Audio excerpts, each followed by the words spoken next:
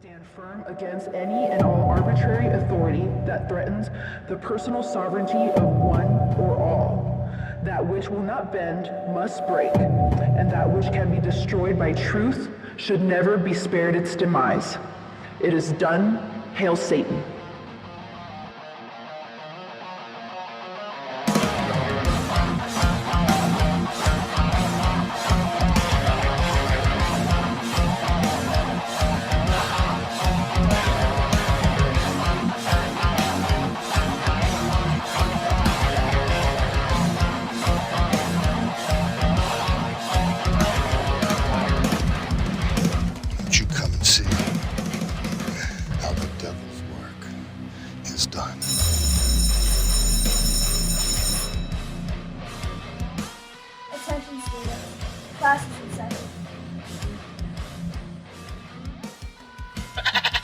That's right, Belial. Welcome, everybody, to another episode of Satanic Study Hall.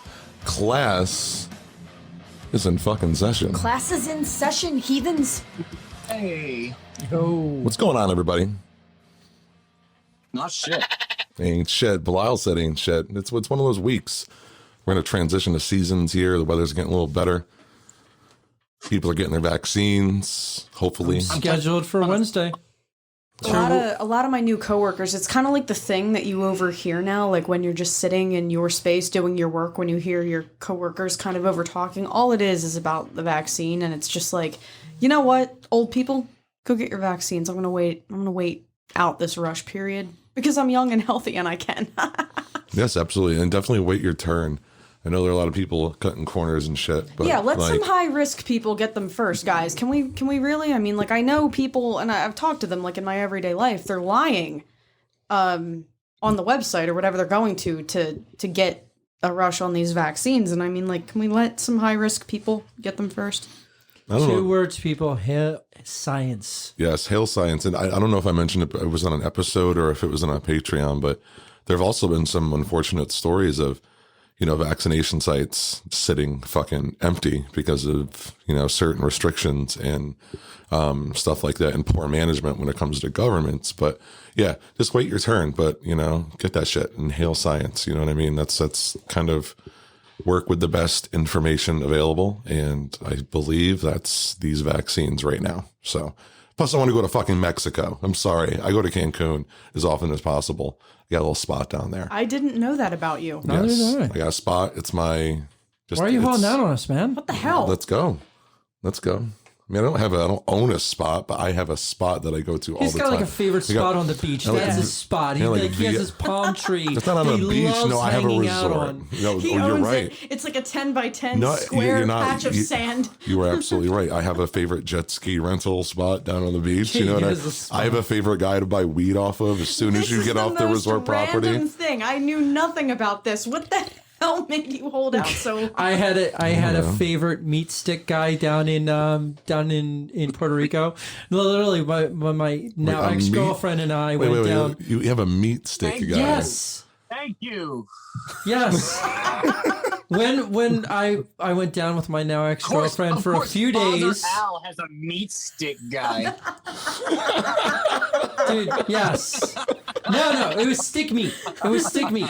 Because there was some dude. He was a vendor on the beach, and he had like, I don't know, like it was like chicken or beef or whatever.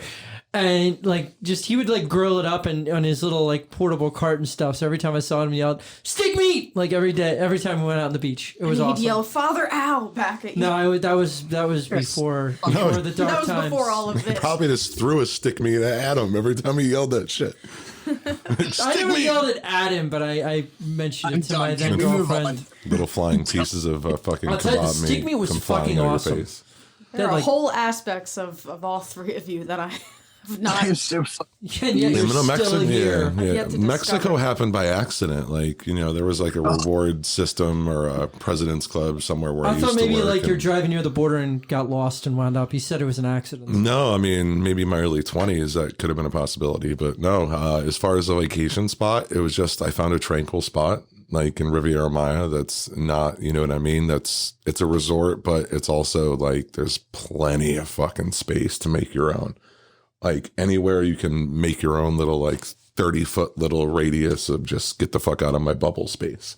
It's great. No, I hear you. I totally relate. I don't mean to talk about West Virginia again, but can I talk about West Virginia? No, please not again. Even Belial doesn't want to hear about West Virginia. No, I'm kidding. Go ahead. You have your weed guy in Cancun. You have your stick meat guy in wherever the That's right. fuck you go. Puerto Rico. And I have my Mormon's house in West Virginia. This house was owned by a Mormon, and it was right on a river. I think his Airbnb is called Heaven on a River. Wow.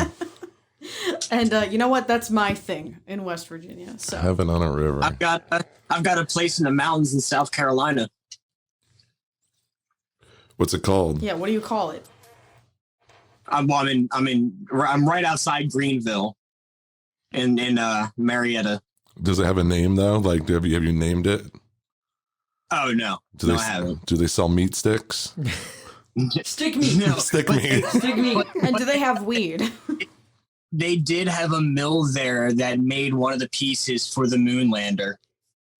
Man, I feel like there's an episode of King of the Hill. Like we're all just sitting out in front on the sidewalk, drinking a beer, talking about times past. Like, what the fuck? I feel like it's an episode bullshit. I feel like it's an episode of Letterkenny. So, yeah, right? Seriously, we're out in front of the produce stand. Fucking Texas size 10-4. It's good because soon I'm about to say, how are you now? But we're not quite there yet. We're actually almost 8 minutes into this, and we haven't even done our little intro spiel. Holy shit. Yeah, so let's get that out of the way. Welcome, everybody. To another episode of Satanic Study Hall. This is a really cool fucking episode that we have going on. Very proud of this episode and our guests that put a lot of time into working together to make this happen. Classes in session, as we said before. My name is Bill. I'm a member of the Satanic Temple. I am also a member of Love City Satanist. And today I am joined by whoever wants to speak next. Go, Veronica. I am Veronica, the valedictorian, sometimes the smartest person in the room, and I am heavily aligned with the 7 tenets of the Satanic Temple. I am Father Al, bless you, my children, and I am also a member of the Satanic Temple. I'm Dennis Morningstar, and I'm a member of the Satanic Temple. And if you want to get in touch with Satanic Study Hall, there's many ways to do so. Later in the episode, we will talk about how to get in touch with us on social media. But the quickest way to get our attention is through satanicstudyhall@gmail.com. That is our direct email address that is checked multiple times a fucking day. There's also a way to consider to support this group of heathens that you're listening to today. And that is at patreon.com/Satanic Study Hall, where we have 3 tiers, $3.33, $6.66, and $20 a month. And there are various, what did I say before, Veronica? Advancing advantages as you progress through those tiers. And we'll talk more about that later as well. And if you're listening to us on Apple Podcasts, you can also review us, give us, 1, 2, 3, 4, 5-star review, and let us know what you think. So, Father Al, how are you now? I am doing great. I had so much crazy shit going on in my life, but it's all good stuff. Getting vaccinated on Wednesday. Had a fun time watching a couple of God's Not Dead films for Pureflix. And then I tried to cancel my subscription, and it kept coming up with an error message. An error message? What do you mean an error message? Like we're sorry, but you can't. Like a divine intervention error message. No, first, before I ask this next question or make this next statement, I just want to make sure everyone knows what Pureflix is. Pureflix is the Christian Netflix. So I guess what Al's trying to say is it wouldn't let you cancel your free subscription. No, it wouldn't. Well, so I guess once you go God, you never go back. I guess Jesus didn't want you to cancel your member. Maybe there's still more content for you to watch. Hey, maybe Pureflix isn't done with you yet. Hey, as far as I'm concerned, God is done with you. He says you still have hope. As far as I'm concerned, if a tree and nails can cancel Jesus, I can cancel Pureflix. Well said. Well said. But yeah, Pureflix. Pureflix is actually, they're expanding their viewership from the news that I've been reading. But yeah, Pureflix is going to be the topic of one of the next 2 AV Car episodes. Now, What were the movies that we did for the first episode? I'm just going to put anybody on the spot. Feel free to speak up. We had The Witch. The Witch, yes. The Vivid Witch. The Vivitch. And then what else did we do? We Summon the Darkness. Oh, Father Al. Boom, right there. It's only because we edited out a whole bunch of bullshit where you forgot the name of the movie. Yeah, you got that one. Thank you, Grandma. You got that on the first try. Yes, well done. So it appears. Yes, Al was just snappy. The power of editing in Google. So hashtag canceled Dennis Morningstar. How are you now? I'm all right. Haven't been doing much other than shit. What I have been doing? I haven't been doing much. What the fuck I was doing? I don't remember what I've done this week. So yeah. Veronica, how are you now? Yeah, I'm doing good. A week thing. I guess I went to the beach, the earliest in the year that I've ever been to the beach. It wasn't my decision, but it ended up happening. It was a nice day. It was a little bit chilly still because we're still in like the beginning of spring. But it was really nice. I love the beach, so that was great. As far as the whole how are you now thing, no, things are good. Trying to keep the mind right. And with that comes clarity. Is that the word I'm thinking of? Clarity. And then kind of apply that to as many aspects of your life as you can before you break down and have to start all over again. But no, that's where I'm at. Things are good. We're rocking and rolling on a good schedule with Satanic Study Hall. The little crotch goblins I have are doing okay, progressing in school. And I guess that's all that matters, right? All right. And moving forward. So what is Satanic Study Hall? Satanic Study Hall is a podcast where we explore Satanism and whatever the fuck we've been talking about for the last 20 minutes. I don't know how that happened, but we just kind of run with things here and try to keep our, the noise down so we don't get fucking screamed at by the teacher. So yeah, we talk about Satanism from its inception to modern day. We talk about satanic related news, music, movies, books, entertainment, pop culture type shit. What's going on with the Satanic Temple, other avenues of Satanism that we're going to start exploring, which I think we will officially dub season 3 as we explore what's going on in other satanic beliefs when it comes to Luciferianism or Church of Satan, or, we'll talk about different groups that are out there like Global Order of Satan over in the United Kingdom, and just things people are doing in the overall satanic community. And then we're also going to be doing a lot more book reviews, music reviews, and trying to do a little bit more of a deep dive into some of the history. And I'm excited about that. Other things that we have going on with Satanic Study Hall is we have a musical journey that's coming out after this episode, very shortly after this episode. That's with John Russin III from the band Carfax Abbey. Carfax Abbey was very huge in the Philadelphia goth industrial scene, and we're really excited to get that episode out for everybody to hear. Johnny worked super hard on that. And by the way, hail Johnny. He's taking care of some shit right now, but Johnny will be back in class. He is on one of those weird little leaves of absence things. I don't know. Principal Pan was trying to explain it to me, but I don't care about the fucking technicalities. I just want to make sure Johnny's good, and Johnny is good. What else? Someone else. I've been talking long enough. So Veronica, I'm going to pass this to you. Can you tell me about Art Room and what goes on in the Art Room that we have on our Discord Goat Farm community? Yes, I can. I can talk about that a little bit. So, the Art Room is something we have on our Discord community. Admittedly enough, the only thing on Discord that I know how to do because I'm a grandmother with technology, but, twice a week we get on, usually Tuesdays or Wednesdays depending on my schedule, but it's usually Tuesdays and Sundays ideally. The whole concept of this was to kind of open back up a space like a coffee house where you'd be able to go to read or draw or whatever you like to do while you ate your bagel and drank your coffee. There's also a friend of mine, a good friend of mine at this point, who helped me kind of launch this concept, who used to draw in the pubs that he used to go to in Houston. So it's just this space. It's this nice little satanic space we have on Discord where we chill and make art, and that includes anything from jewelry making to sketching to we haven't had anybody sew. We've had an amazing girl, Melissa, thank you so much, who does great gothic makeup. Somebody who works with candle wax. It's just, you can kind of come in and do any creative feat you want to work on that day. It's a little space for you to do that. No obligation to speak or anything, but we do have pretty engaging satanic conversations while we drink our stuff and do our art. And it's definitely provided me with a lot of kind of escape during my week, like just this nice calm space with my satanic friends where we get together and show each other what we're working on. So if that interests you, come pop in Tuesday nights, not Wednesday, Sunday afternoons. But Discord is fucking popping.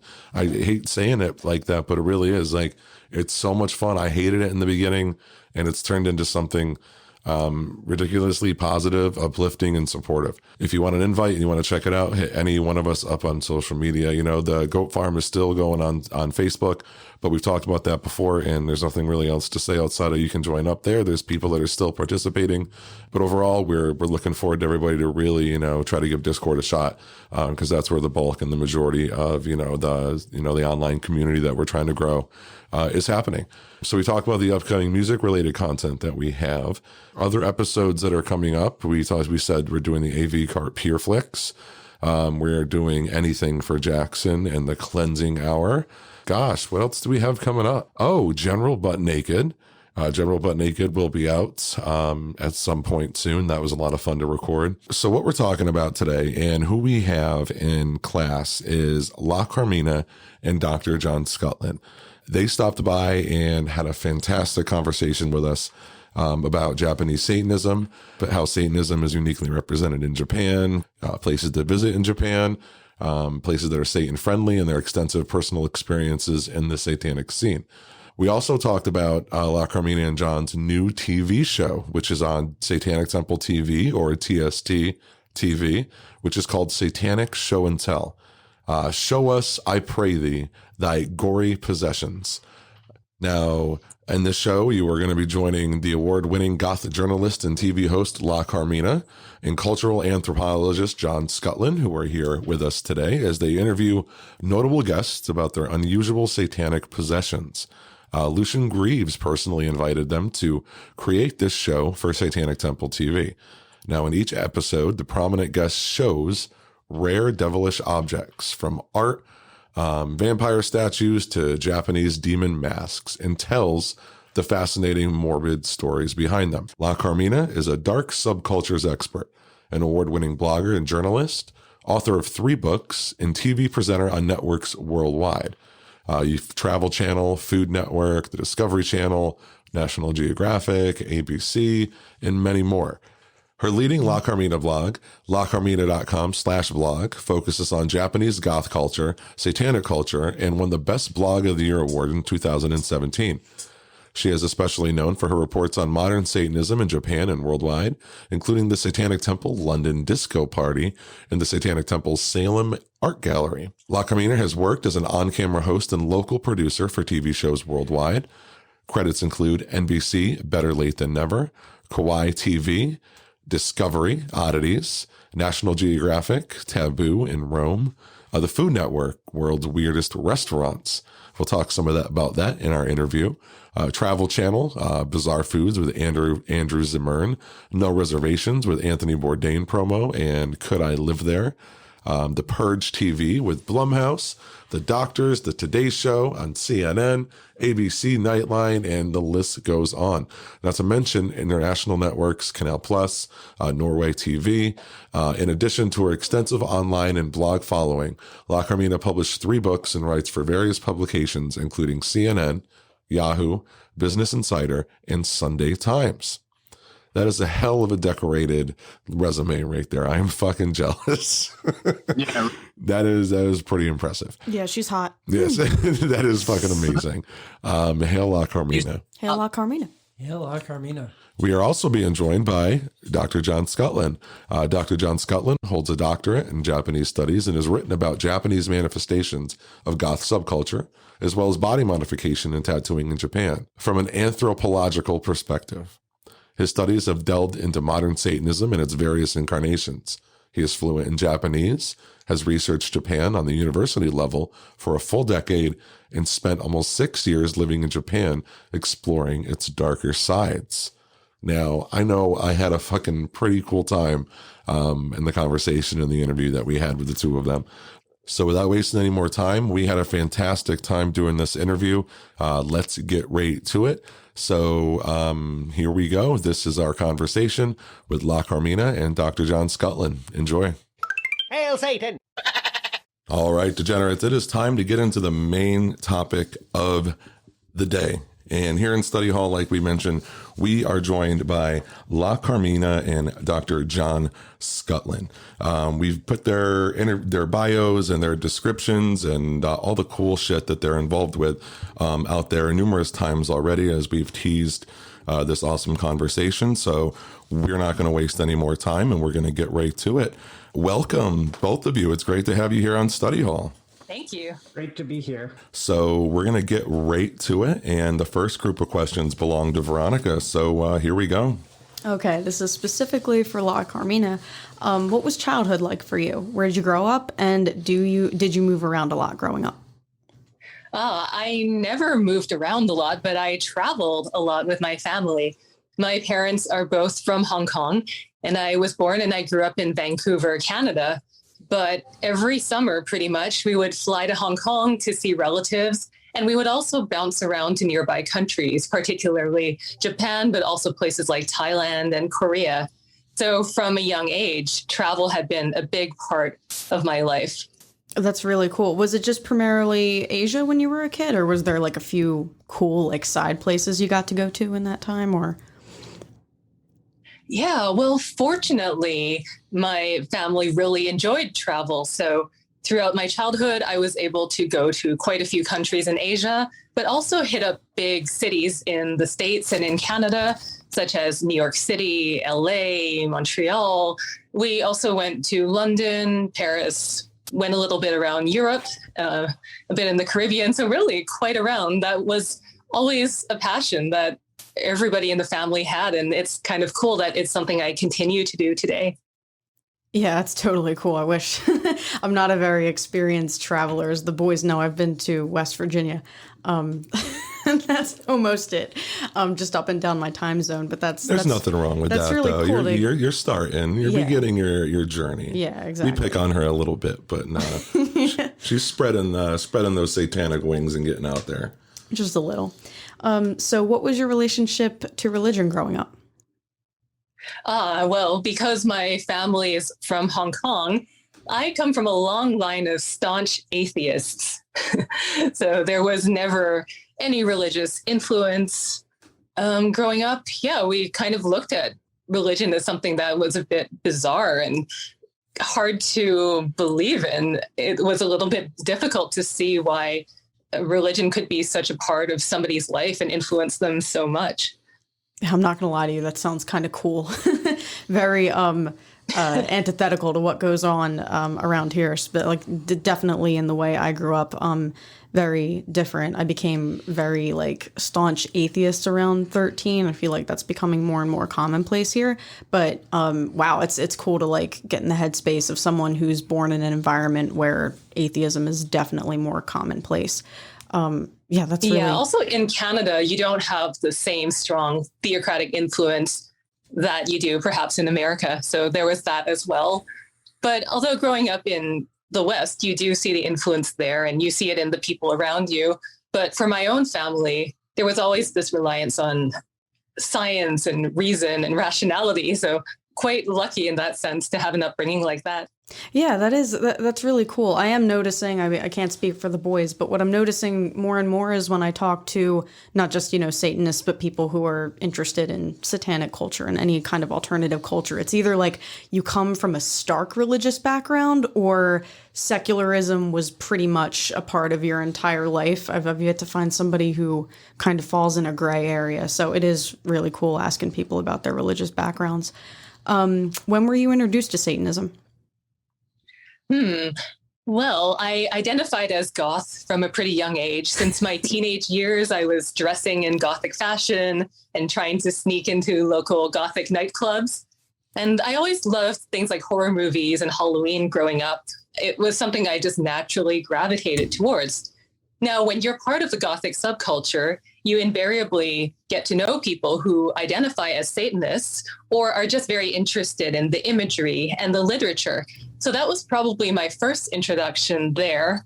And it's also interesting because I never saw it as something taboo and other or evil. Rather, it was, oh, wow, these creative individuals who are my friends in the Gothic scene, they are very interested in Satanism. Later on, in the mid 2000s, I spent more time in Japan, living there and writing and doing TV.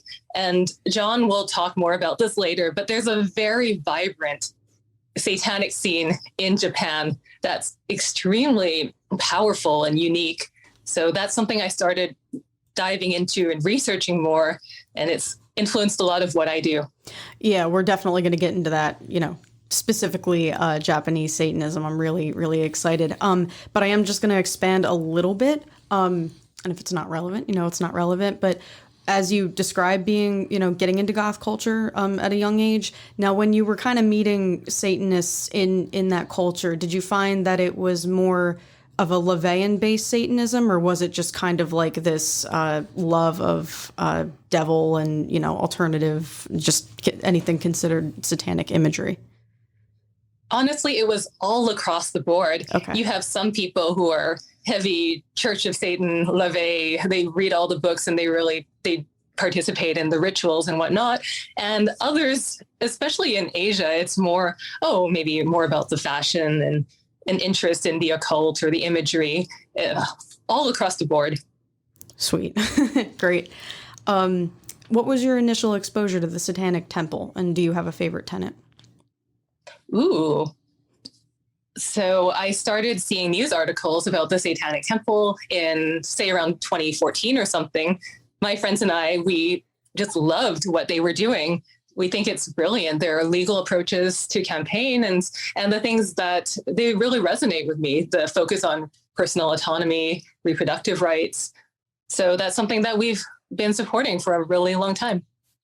Very cool. And do you have a favorite tenant off of that, or is it more of like a collective, I vibe with them all kind of thing?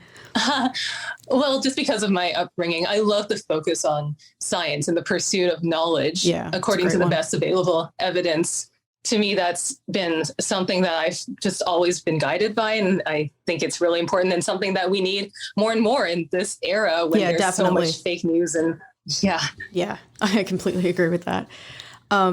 Your bio says your mission is to showcase underground and fringe subcultures in a positive light and encourage meaningful, offbeat, compassionate travel. How is your mission going in terms of building your audience and opening people's minds?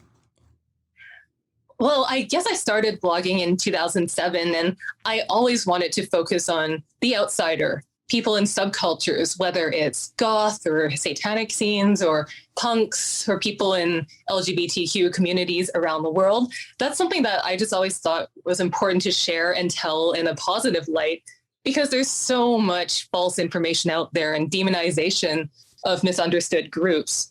From the very beginning, I made that my focus, and it's just grown from there.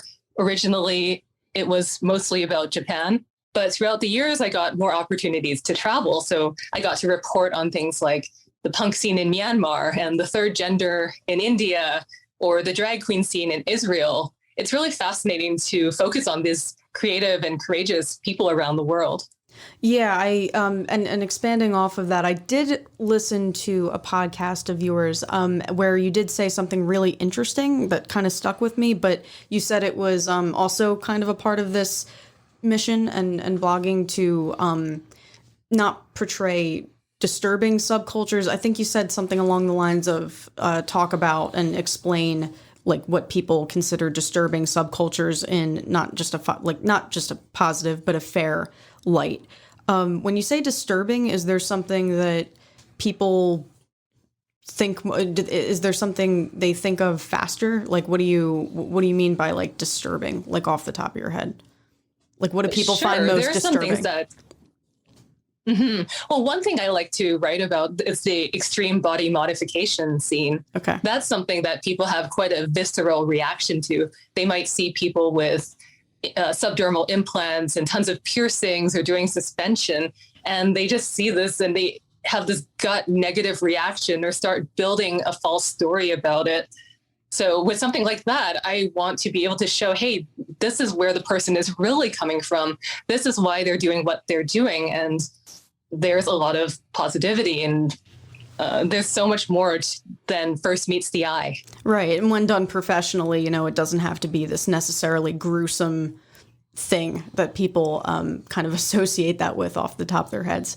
So you're truly a Renaissance woman in terms of your blogging and various ventures in fashion, travel, and culture, as well as TV, presentation, and journalism. What topics and things have you covered that you're most passionate about? I love checking out worldwide cultures, both modern and ancient, and reporting firsthand about them. Anywhere I go, I look for things that are more on the morbid or eerie side. For instance, Egypt was a favorite destination of mine. It was fascinating to go into the tombs and get to know the underground or the underworld mythology and the art. It's just such an incredible place. So I love doing things like that. If I go to a city such as London, I will be checking out the absinthe bars and hanging out in Highgate Cemetery. That's always my focus there. That's another build-off question. But when you find, or specifically when you're like in a new place for the first time, how easy do you find it to kind of happen upon these subcultures? Do you already have contacts by the time you're traveling, or do you have to just kind of like seek out cool, new, weird people to take you to all these places? It's a bit of both. I've been doing this for some time, so I feel like I have a nose for it. And I'm always picking up sources here and there from the news, and I'll take a little mental note of it. But if I'm going somewhere, I do extensive research in advance, and I do reach out to people. It's a small world. I always like to say we all hang out in the same circles of hell. So it's been easy to connect with people who identify as Gothic or with underground subcultures in different places.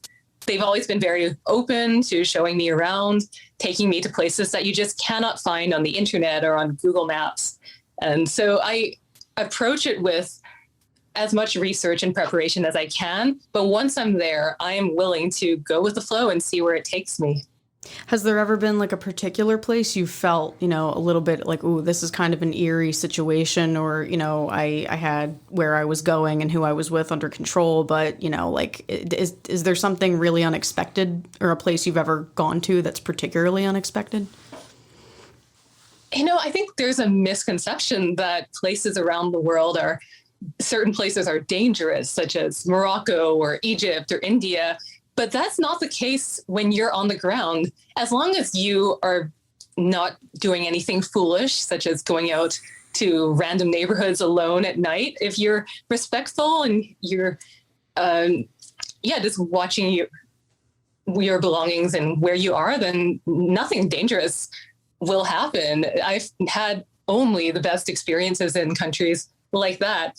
I always joke that the most scared I've felt were in some American cities where I wandered into the wrong neighborhood. Far more scary than anything I've experienced abroad. I can't disagree with that. Okay, so how long have you been blogging? When exactly did this journey begin? And was law school that boring? Yeah, I remember that comes off of the interview, one of the interviews that we had seen, where I think you had made reference to like you just needed to do something different, and just you needed to find something that resonated for you, and I figured we'd stick that one in there. Yeah, it was certainly great training. It was overall a rewarding experience, but I'm just not suited to an office job and legal work of that sort. I'm a bit too weird for it. So I'm better suited to something more entrepreneurial and creative. Then in 2007, I started my La Carmina blog. That's a million years ago in internet years. And I really benefited from being an early adopter because at the time blogs were pretty new. And I put more effort, I think, into the writing and photos than most people who just had a random live journal or Zanga. That helped my site take off in the first few years and lead to all the projects that I do today. All right, so I've got one question that I've been dying to ask, La Carmina. In all of your interesting travels, have you ever been to Modern Toilet in Taiwan? I know they've got like 3 restaurants. Have you ever heard of it? I have heard of it. Theme restaurants are one of my interests as well. I wrote some articles about it, and I wrote a book called Crazy Wacky Theme Restaurants that focuses on these phenomena in Tokyo. But yes, Modern Toilet has a few locations in Asia. I first tried going to the one in Hong Kong, but it closed down. I didn't go to the one in Taiwan, but when I was in Shanghai, I stumbled past one. And of course, I had to go in and take some pictures. It's as crazy as you think with it would be. It's a poop-themed restaurant. So people sit on toilet seats. They eat food that looks like brown swirls, such as ice cream swirls. I didn't sit down to have a meal because I figured it'd be pretty crappy, but quite an experience. So, no, I heard about this on the Travel Channel when I started to hear about your adventures. I'm like, it popped into my mind. I'm like, I have to ask. So thank you. I hope to get over there and have a crappy experience myself one of these days. And out of those theme restaurants, what have been some of your most, what's the first one to come to mind? What's been the most outrageous theme restaurant that comes to mind when you think about it? Oh man, they are over the top. And if people have never experienced one of these, it's not like a Hard Rock or Rainforest Cafe. These are total immersive experiences where people dress up in costumes. The decor transports you into a different fantasy universe. I think your listeners might enjoy Kriston Cafe in Tokyo because it is Jesus themed. They have actual relics and altars from Europe that they've brought in. But because Christianity is not huge in Japan, it's not seen as blasphemous or taboo. It's kitsch. They light it up with neon and there's disco balls. You can eat food that's shaped like the Tower of Babel or like a crucifix. Wow, yeah. Yeah, I mean, it's a lot of fun. I was going to say, put that up in Philadelphia to get a whole different experience. Yeah. Slightly different reaction. I don't know. I think we could maybe get away with it. Maybe. We could try. So let me ask one follow-up question. Do you think that theme restaurants like that would work in the U.S., or would they just be, not necessarily the Jesus theme one, but just like Modern Toilet? Do you see something like what you've seen overseas working in the U.S.? I think they've tried to open, cat cafes, animal cafes have become more popular worldwide, but there's something about the kitsch and the ability to let go and just go along with the fun that I think is pretty unique to Asia, especially Japan. Some things, they just cross the line in ways that you wouldn't see in the US. I did a Food Network show where we visited a maid cafe in Tokyo. So all the waitresses dress in French maid outfits. One of the challenges, people will actually sit down and pay to do this. They will pay to get a disgusting concoction placed in front of them, and they are forced to eat or drink it. But if they do not finish, then the maid will slap them across the face as punishment. Oh, that sounds so good. I was actually, I heard you talk about this on a previous podcast. I was really interested about it because I think the closest, I don't know, maybe you guys know of more, but themed restaurants that I know of here. I mean, my favorite is City Tavern in Philadelphia, which is basically like they still make colonial recipes and they have all the waiters and waitresses and cooks dress up in colonial wear. And I'm a big history nerd. So and really the closest you get to that around here are like pop-up restaurants, like they'll do them in major cities. But now Dennis is going to take us on a journey here with Dr. John Skutlin. Very similar type questions just to kind of get to know John a little bit. And we'll go from there. Dennis, it's all you. Tell us about yourself. What's your background? What are you more comfortable with sharing? That's a tough question. What am I not comfortable with sharing? There we go. We'll start out with just saying that I have a very different background from La Carmina in that I did grow up in Pennsylvania. So I'm not sure if you would consider that Bible Belt. It's central Pennsylvania. I mean, you got Lancaster, Amish, so a lot of strong Mennonite presence there. So it was definitely a fundamentalist kind of upbringing in Pennsylvania. So I had that, and I considered myself a Christian, but as I got older, the questions just kept piling up, and I just couldn't it couldn't sustain itself anymore. So I got a little more interested in the occult. I was very interested in a lot of esoteric studies, got into Rosicrucianism, sort of OTO, Aleister Crowley, Thelema, that kind of stuff. I studied it. I never really got involved. But in Pittsburgh, I went to the University of Pittsburgh. There was this little shop called Hocus Pocus. I have no idea if it's there anymore. Those are my kittens' names. Oh, Hocus and Pocus? Oh, that's adorable. The shop, Hocus Pocus, was run by this couple named Lucian and Callie. And this is no relation to Lucian Greaves, obviously. But Lucian was a man who dressed in, I don't know if you know this brand called Shrine Clothing. No. And again, I don't know if they exist anymore. But he dressed like a modern day vampire and wore sunglasses and this really thick white foundation and makeup all over him. And he claimed, and he showed me his receipt from the doctor, that or the whatever you call it, the prescription from the doctor, that he had an allergy to UV rays and he needed to wear this prescription sunscreen and couldn't go out in the sunlight. So he wore sunglasses all the time indoors. Really interesting guy. He used to be part of the OTO and he got out of that. And actually he said he used to be a LaVeyan Satanist before that.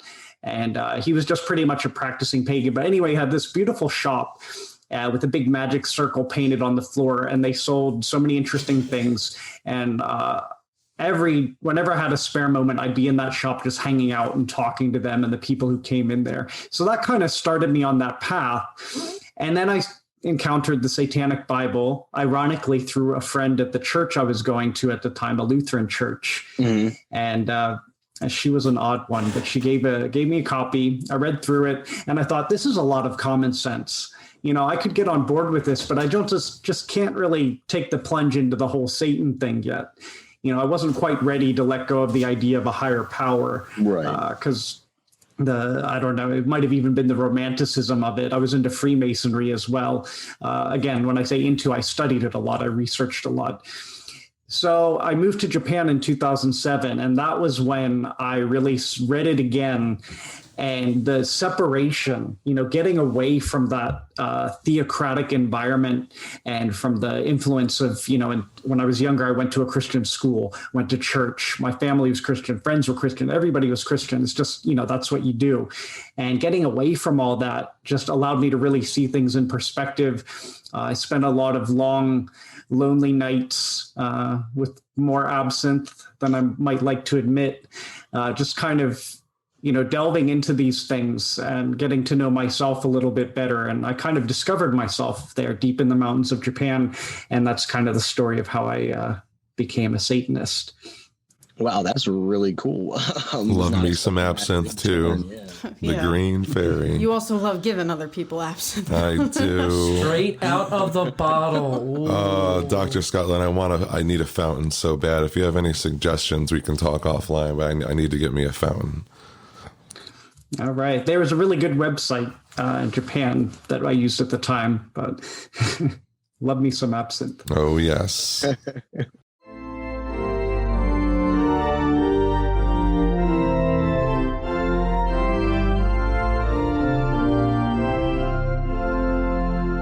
it's time to read the Devil's Dictionary. Hail Satan and hail Lilith, heathens. Welcome to the return of the Devil's Dictionary. Today's word is subculture. First used in 1886 in reference to bacterial cultures and soon after used to refer to human cultures in 1922. A noun. Definition of subculture. An ethnic, regional, economic, or social group exhibiting characteristic patterns of behavior sufficient to distinguish it from others within an embracing culture or society. What are you doing using your big school words? Just use normal people words and I'll understand what you're talking about. Okay, fine. It's a group that breaks off from a group with modified but shared values. Does that make sense? Subculture used in a sentence. Satanic Study Hall has developed its own subculture with a unique lingo and diversity of community members. The subcultures of Satanists solidify the substance of our surreal survival. Come on, how many S's is that? Who wrote that? Every few years, the theistic world is panicked by satanic subculture. That's all for this return of the Devil's Dictionary. Special thanks to La Carmina and Dr. John Skutlin for stopping by class today. We'll see you next time. Ave Satanis.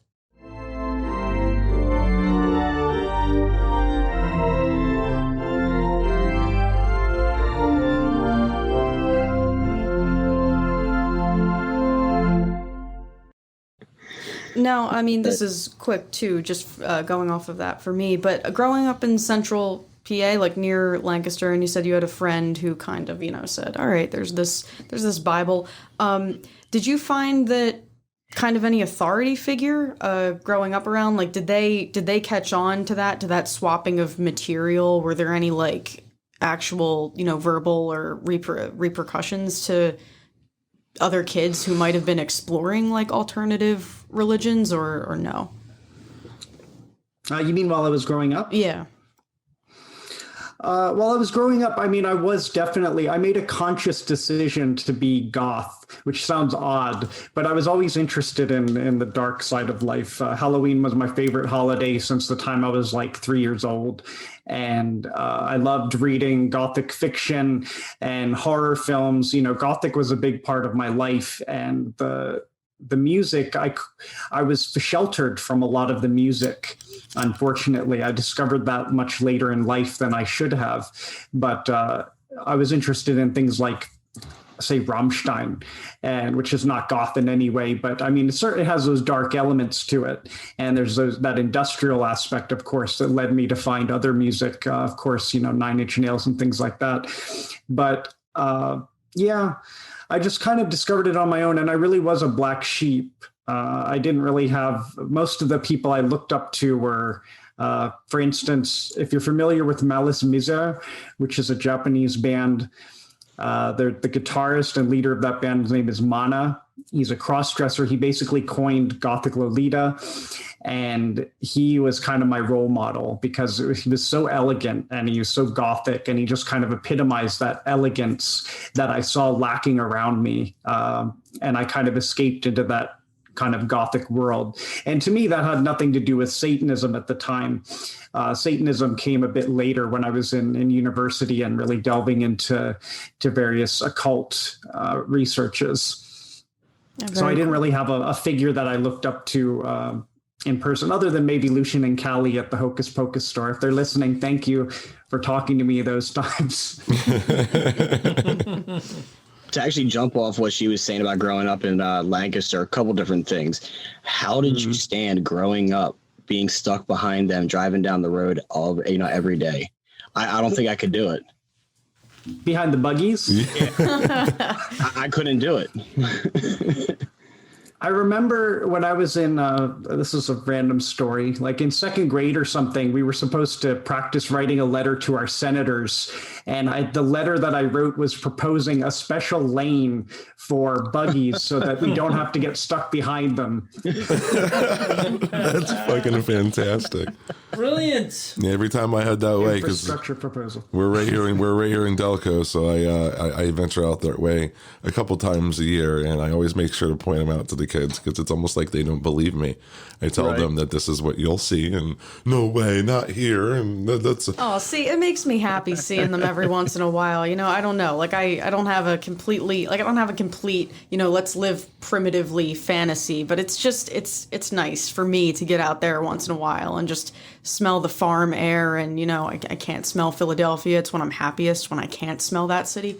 So when I get out there and Veronica, I'll take the smell of Philadelphia over the horse shit from the buggies in Lancaster any day. All right, that's your opinion. I was gonna say did you spend a lot of time in the Chameleon Club, but it doesn't sound like you were really into the music scene while you were growing up in that area. Not really. Yeah, I have been to the Chameleon Club though, but that was much later. Right. Yeah, I've been there a bunch of times growing up, so I was like, oh, maybe he know the place, but. I was there once. Rest in peace, Chameleon Club. Is it done? It's done. It's Wow. closed. Yeah, that's so sad. Yeah. Oh, that just ruined my night. Thanks, Al. Anything else you need, I'm here for you. All right, let's get back to it. Sorry, man. I really didn't mean to. I kind of thought you knew. I don't want to talk about this anymore. Dr. Skutlin, what was your initial exposure to the Satanic Temple? And like Veronica was asking, La Carmina, do you have like a favorite tenet or one that you lean towards?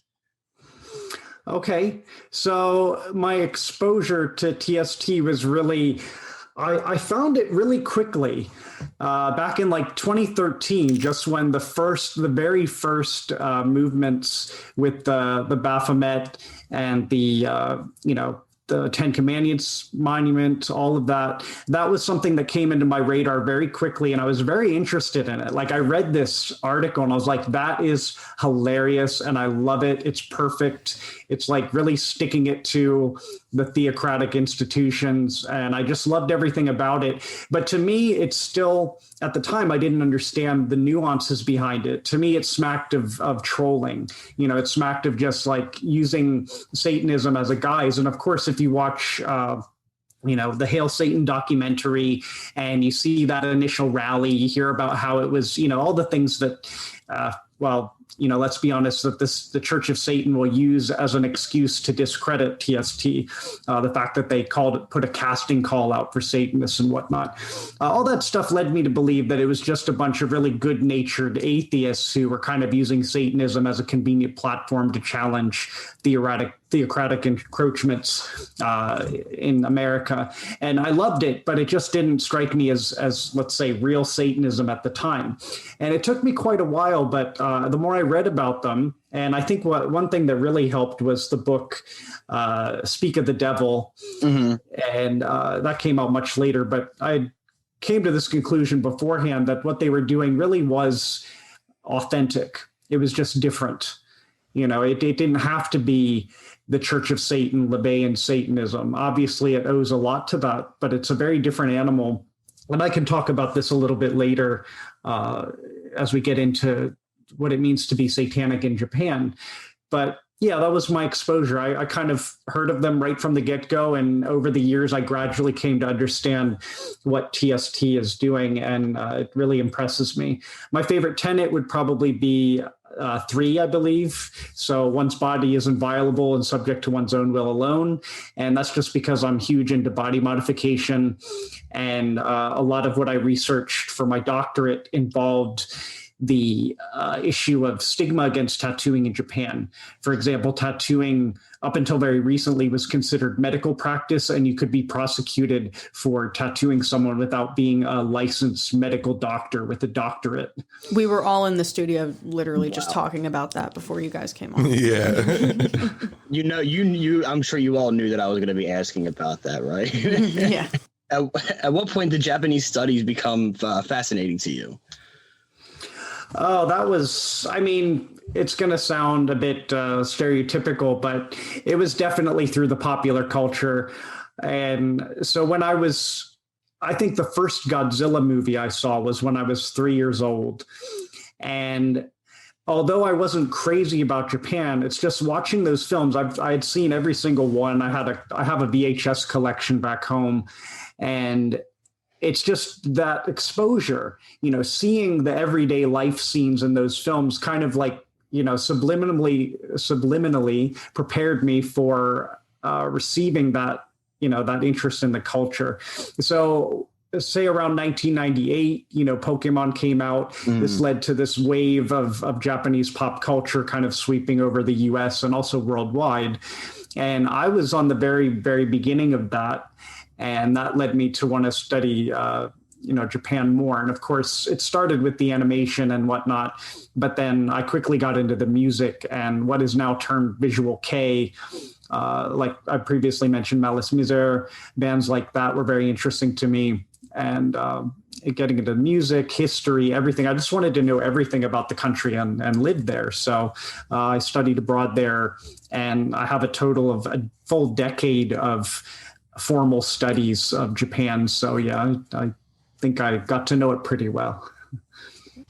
in your master thesis on Japanese studies, turning goth in Japan, you mentioned how goth subculture was introduced to Japan in the 1970s from the UK. What do you think draws the Japanese, usually seen as more conservative culture, to this more risque subculture?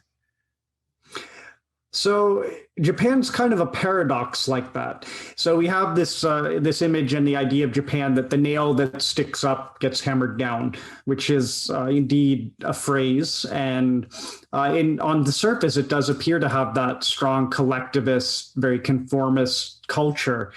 At the same time, Japan is famous for all of the crazy, wacky subcultures that it produces. So sometimes people don't quite know how to justify this.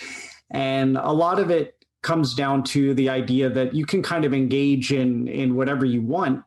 And perhaps these creative forces find even greater outlet when you're kind of forced to conform in other aspects of your life. But as long as you're not rocking the boat, as long as you're not hurting anyone, as long as you are following at least the motions, going through the motions that society expects of you on your own time, you can kind of engage in these very fantastic and spectacular subcultures. So I think what draws people to it is, obviously, if you're in a conservative environment like that, you need an outlet. You need a way to get away from these things. So I contend that goth subculture in Japan provides an alternative identity that allows individuals to kind of channel, express, and come to terms with negative emotions and experiences of alienation and isolation, which we all experience. But in Japan, they otherwise have a few socially sanctioned outlets in mainstream society for those types of feelings. So I think that's the big appeal. Also, the decaying appeal of older generations' values. People today know that they're not going to have the same kind of life that maybe their parents or grandparents had. This is seen around the world, and instead they choose to pursue subcultural values. Paul Hodkinson wrote about goth subculture in the UK, which is based on Pierre Bourdieu's concept of cultural capital. So basically deciding to invest in subcultural capital rather than whatever mainstream forms of capital you might pursue without success in many cases. Also, goth, I think it can be adopted for life. A lot of people can keep being goth throughout their lives. Whereas if you look at a lot of other subcultures that are famous, like Bosozoku, the speed tribes, these are the people that drive around on the crazy bikes and make lots of noise. And they're like biker gangs that cruise the streets of Japan. They graduate when they turn 20. Like they have a graduation ceremony and all these things. So you're expected to move on and become a normal functioning member of society now that you've had that, I don't know what you want to call it, but going back to Lancaster and the Amish, the Rumspringa kind of period, once you have that, you can go back into the fold, as it were. Gothic Lolita, the same thing. If you continue being Gothic Lolita into your 30s and 40s, people are going to think very, strangely of you, to say the least. So goth, on the other hand, you've heard of corporate goth. It's a little more compatible with just kind of sticking with that subculture all through your life. I was gonna, this was actually like a question that you and Carmina can definitely commentate on. Maybe this would be a good place to slide it in. But my question specifically was about maybe people who are really, really into this goth culture in the East and specifically in Japan. When they get into it younger, I mean, here in the West, there is a definite, at least from what I've seen, and a large amount of people who get into this culture when they're younger, and they do kind of keep up with the dress and the lifestyle as they get older. And then a lot of them do go on to have kids and start families while partaking in this lifestyle. I feel like even, maybe a few of us do it. Not me. I don't have kids yet. But so both of you, do you find that, I mean, you just explained some of it to me, but is there a certain culture in Japan where they do kind of take this dress and this lifestyle and this gothicness into adulthood and then still raise families? Is that becoming more commonplace, or is that commonplace at all? I do see that quite a few people, like, for example, over my research, which started in 2012 and up until the present, many of my informants have gotten married. Some of them have had kids. And I noticed that they do keep it up to a degree. Their ability to participate in these events and whatnot gets a little more trickier. They have a lot more obligations. But for example, I know a guy who is a regular at Black Veil, which is Osaka's premier Gothic event. And he was stationed in another city with his job. His family was living in Osaka, and he had to take a bullet train to go into Osaka and attend this event on New Year's Eve, which is traditionally like the number one family holiday in Japan. So he would go to his family's house, see his wife and daughter, have dinner with them, and then put on his white face paint and the makeup and everything, and run out the door and go to this all-night Gothic club event, this countdown event. And then he'd go back, see his family, and then go back to his work like the next day, basically.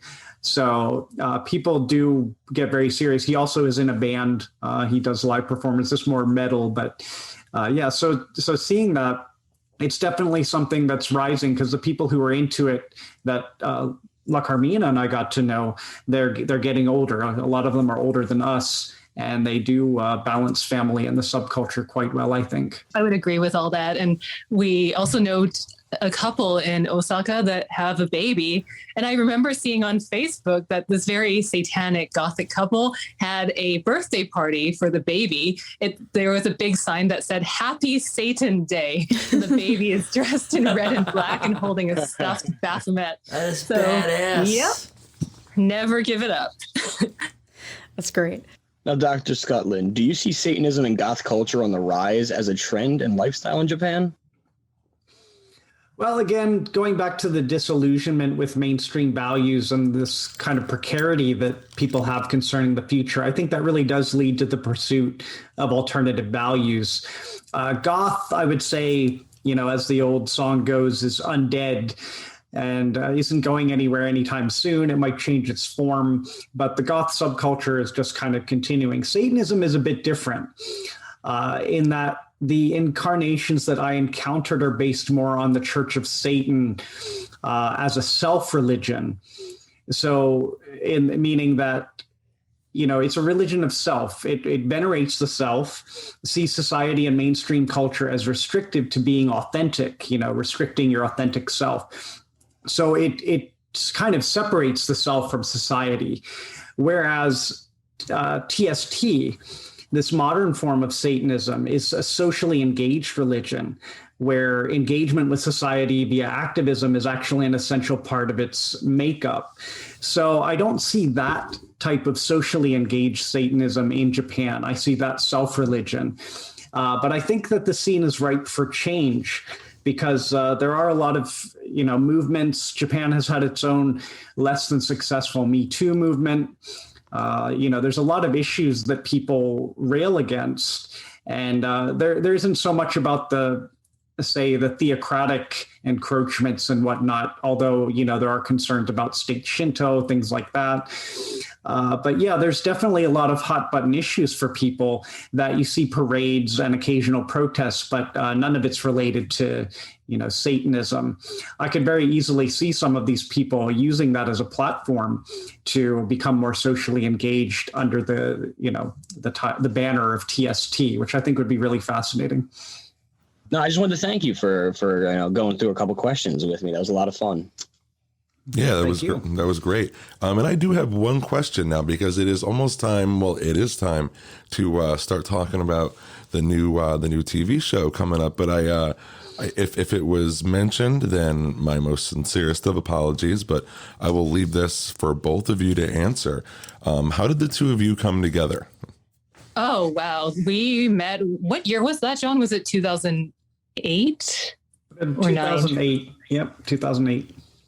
Yeah. So in the Tokyo goth scene at the time, the longest running and arguably the most vibrant party is Midnight Mess. It's run by our friend, Mistress Maya. And I met some of my best friends in the Japanese Gothic scene there.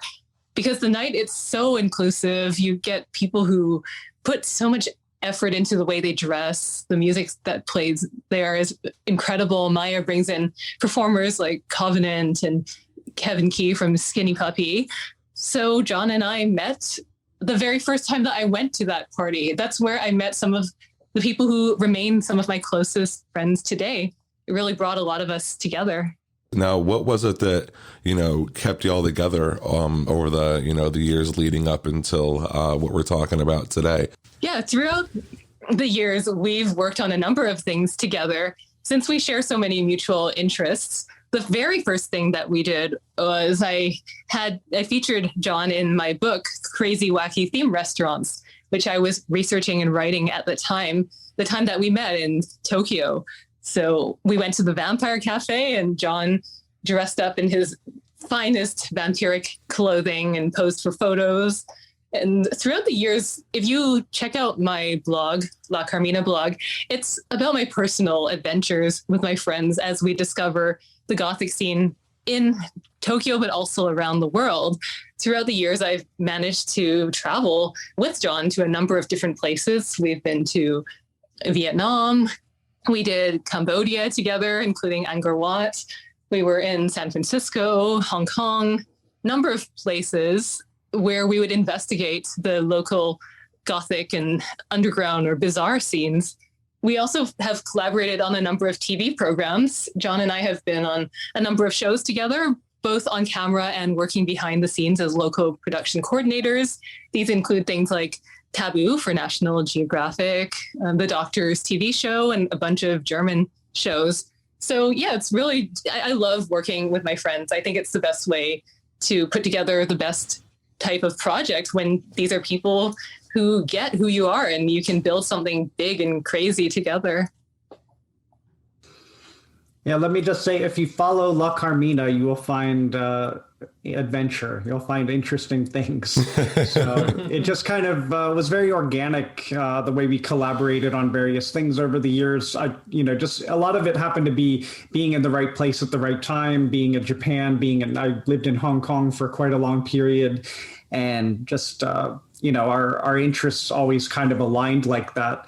And even though, La Carmina's in Vancouver, I've been bouncing between Japan, Hong Kong, mainland China. It's just continued over the years with writing and all that. So yeah, it's just, but the catalyst was the goth scene in Japan. It really just was kind of a magical time where creative people melded together. And I feel like it's lost some of that, but it's still there. It's still there. We hope to revive it eventually by having our own party once travel becomes an option. Satanic Show Tell. Whoever wants to take this one, what inspired you to start this series? Well, as I mentioned, John and I have worked together throughout the years on a number of TV projects, both in production and on-camera appearances. And that was my main focus for the past few years. But something like the pandemic happened, and that prevented me from traveling and doing the usual TV work that I would usually do. Over the years, I also dabbled in freelance journalism, but since now I'm stuck at home and continue to be, I pivoted to that starting last year. Now, my goal in writing is to write about things that I find are important and that resonate with me, which led to me writing a few articles about the Satanic Temple. That led to me connecting with Lucian Greaves, co-founder and spokesperson, and Lucian is great.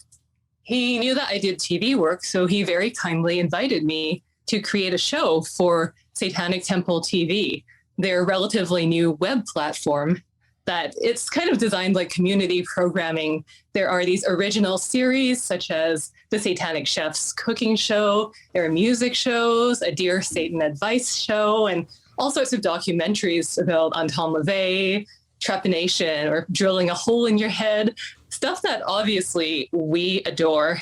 So of course I said yes. I talked to John about it because, as you can tell, we work really well together. And I thought John's academic background and his expertise would bring a lot of value to a program.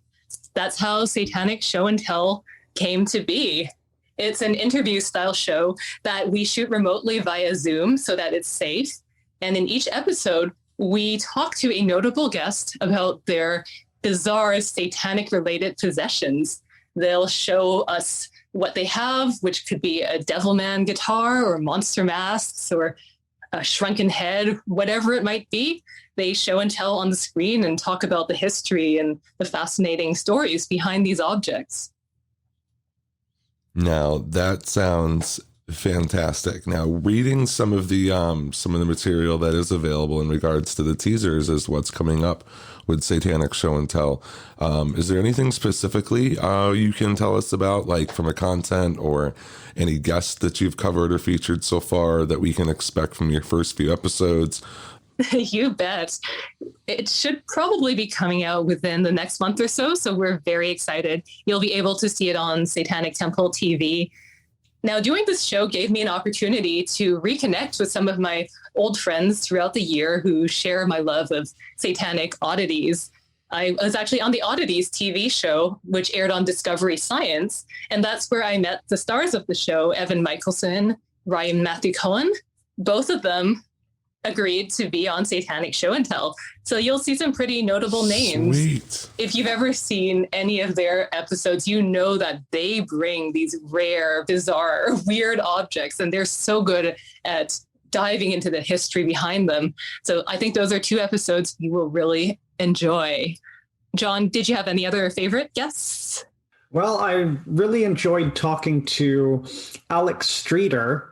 We had him on the show, and he's the New York silversmith responsible for the Angel Heart ring, which you may be familiar with. It's basically two ram's heads holding a pentagram in the middle. And you see it on people ranging from Marilyn Manson to rock stars like Hyde in Japan.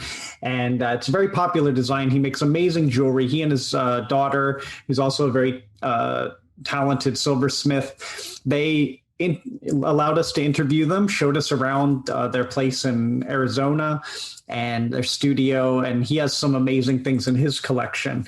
Also, Carmina mentioned the Devilman guitar. That was our friend Trevor. That'll be a fun episode because we talk a lot about our interest in Japan and also just kind of what it's like to grow up in the US and also with the kind of conservative culture when you're very different. So I like the very personal aspect of that episode. You can also look out for our first Japanese guest who we're going to be filming with very soon, Ryoichi Kiropi Maeda, who is an expert on body modification, photographer, writer, and he has some really amazing things to show us concerning extreme body modification. So that will be something to look out. I'm going to reveal some skin on the show. It's nothing scandalous, but it will be quite interesting for those interested in body modification.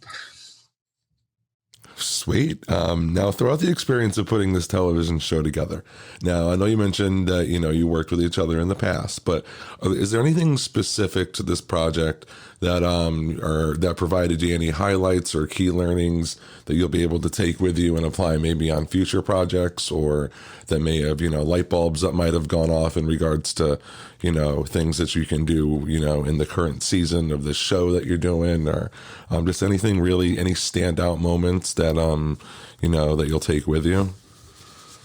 Well, one thing I'm very grateful for is that the Satanic Temple TV lets us do what we want to do without content restrictions, without time limits.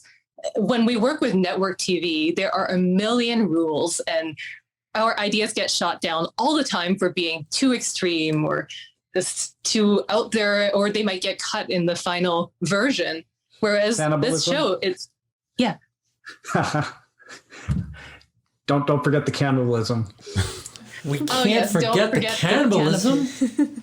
That didn't end up happening yet, but you never know. We're still pushing for it, damn it. Yay, cannibalism! Well, we had John get his blood drawn, at least. John has been able to do some pretty extreme things on network TV. I will give them that. But the great thing about the Satanic Temple TV is that, again, we can really go big. We can have the type of show that we always envisioned without restrictions. So for me, that's been a very welcome change, and it's let John and me stretch our creative muscles in ways we've never before. Now, what is it like from your perspectives? What is it like being a Satanist in Japan? The Satanists that I encounter, the people who are very familiar with Satanism as a religion, as a philosophy, they are the ones who, of course, were reading material from LaVey and the Church of Satan, and also they just have a general interest in the occult. So, for example, there's a Satanic shop territory in Osaka, which we can talk a little bit more about later. But the owner, Taiki, used to be in New York. He would hang out with people like Paul Booth and Voltaire back in the goth scene in the 90s in New York. So they got a lot of that influence from a time when, of course, TST didn't exist. So it is very heavy into that. The only book on Satanism in Japan at the moment that I'm aware of that has been written particularly from a Satanist perspective is called Satanic Advice or Satanic Life Advice by Yoshiki Takahashi, who's a good friend of mine. And in the beginning of that book, he actually gives translations of the 9 satanic statements, the satanic sins, the satanic rules of earth that LaVey came up with and formulated in his writings. So these are actually the first Japanese translations that I'm aware of that actually been put into print. So anyone else who wants to find out about Satanism just has to, read the books on their own or find somebody's like basically fan translations of these works. So in that way, it's a bit different. Now, all that said, being a Satanist really doesn't carry the same weight that it does in Western countries simply because of the lack of Christian influence. Now, that's not to say there is no Christian influence, but if you don't mind me getting into a little bit of history. No, not at all. In Japan, back, when they were first encountering traders from the West, like the Dutch, the Portuguese, this would be back in like the 1500s, 1600s. They, of course, brought Christianity with them. And it did take hold a little bit. There were people who converted to Catholicism in Japan. But then, there was the Warring States period around 1603, I believe. The Tokugawa shogunate was officially put into place, and you had that, roughly 200 some years of peace and also isolation. And part of what contributed to that isolation, where Japan closed off its ports, was something called the Shimabato Rebellion, which was the biggest civil conflict during that period. And it was a rebellion against two things, taxation. People don't like to be taxed. There's heavy taxes being put on people. And the other one was the shogunate really wanted to shut down Christianity because he saw it as a tool for these for the Portuguese and the Dutch to basically get a foothold in Japan and influence, tell them that they should listen to God instead of the shogun, listen to the Pope or whatever. So he shut that down, and there was a rebellion, and it was a very bloody conflict. The film by Shusuke Endo, the novel Silence, I believe the film had Andrew Garfield in it. The one with Adam Driver? Yep. Yes. That's the one. Yeah, I haven't seen it, but I know quite a bit about this event, and so thank you. Please keep talking about it. It was a harrowing time in history, and then what that led to is what's called the Kakure Kirishitan, which is the hidden Christians who lived in Japan in hiding and kind of disguised their worship under Shinto and things like that. It's a very fascinating thing. But all that to say, Christianity didn't have much of a foothold until Japan opened up its ports again around 1860, the mid 1860s, when the colonial powers basically forced Japan. Commodore Perry came in with his black ships and big cannons and said, "Hey, open up your ports or else." And that led to the modernization of Japan. So that said, if you have a satanic shop like that in Osaka, you've got a big Baphomet sigil right out front on a big billboard.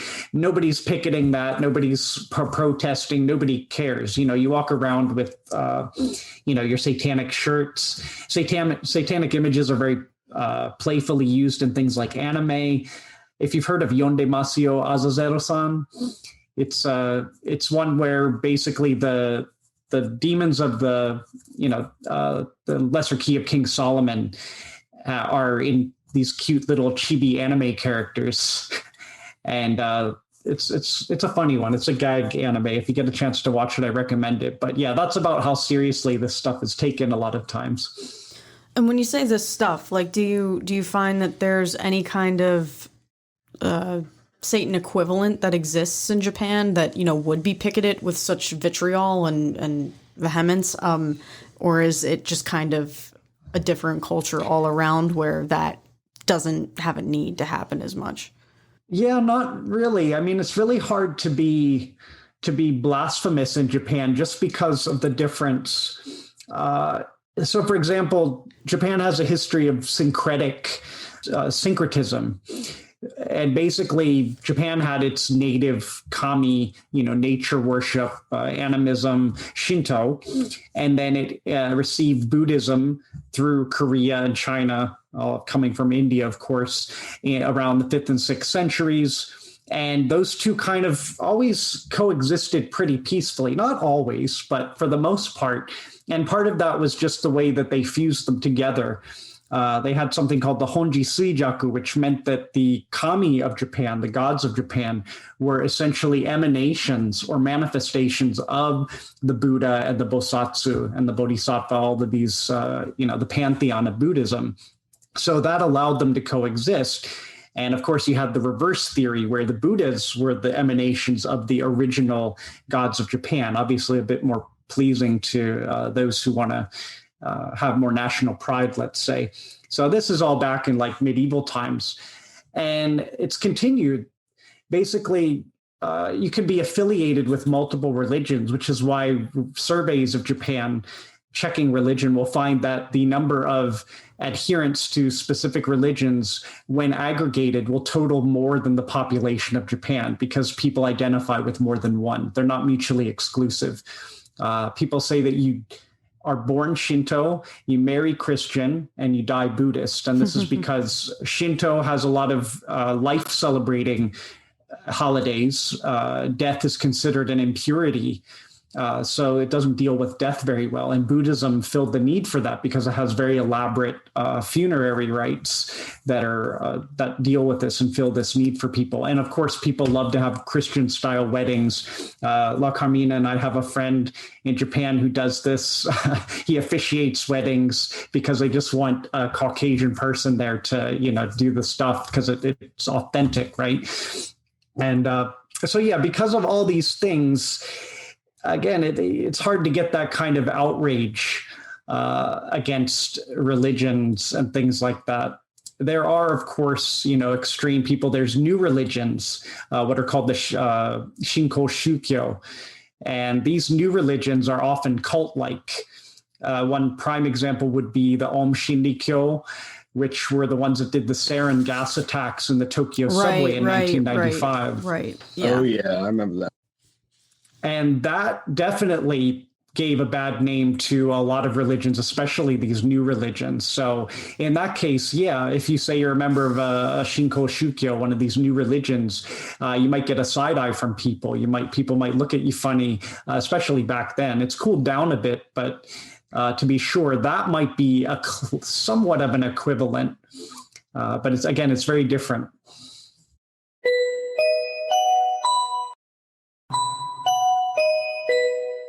Attention staff and students, this is your principal with your daily update. The Satanic Study Hall podcast is not affiliated with any other podcast or organization. None. Zero. The views and opinions expressed on the podcast are ours and ours alone. Hail Satan. Now, can either of you speak to what kind of presence, just from your observations, the Satanic Temple has in Japan, as far as maybe friendly friends of groups, or just any type of support or anything going on over there? As far as I'm aware, there are no groups like that. La Carmina and I have friends who, we talk to them about TST. They read about it. They're interested in it. It does get exposure. Like Rolling Stone magazine, they directly translate their articles into Japanese so people can read about Lushin and the reproductive rights campaigns in Japanese. It's all there. And this is something I'd like to investigate further because my research kind of mostly predates the big kind of media blitz of TST in the West. So I'd be interested to see if there are people like that. But as far as I know, there are no formal groups. I've never heard of any. Yeah, I would agree. I think there's growing interest, though, especially our friends who are foreigners from, say, America or Europe who live in Japan and take part in the Gothic and Satanic scene there. They're expressing increasing interest and they're participating in some way. For instance, Lucian Graves runs a weekly movie night where people can watch bad movies together and chat. And many of our favorite people from the Tokyo Gothic scene have dropped in and they really enjoy it. So even just on the cultural level, there's interest there.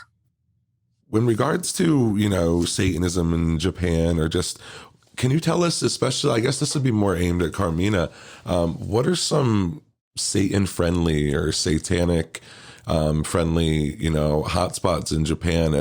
Where would some really key places that we would want to, take note of going to visit?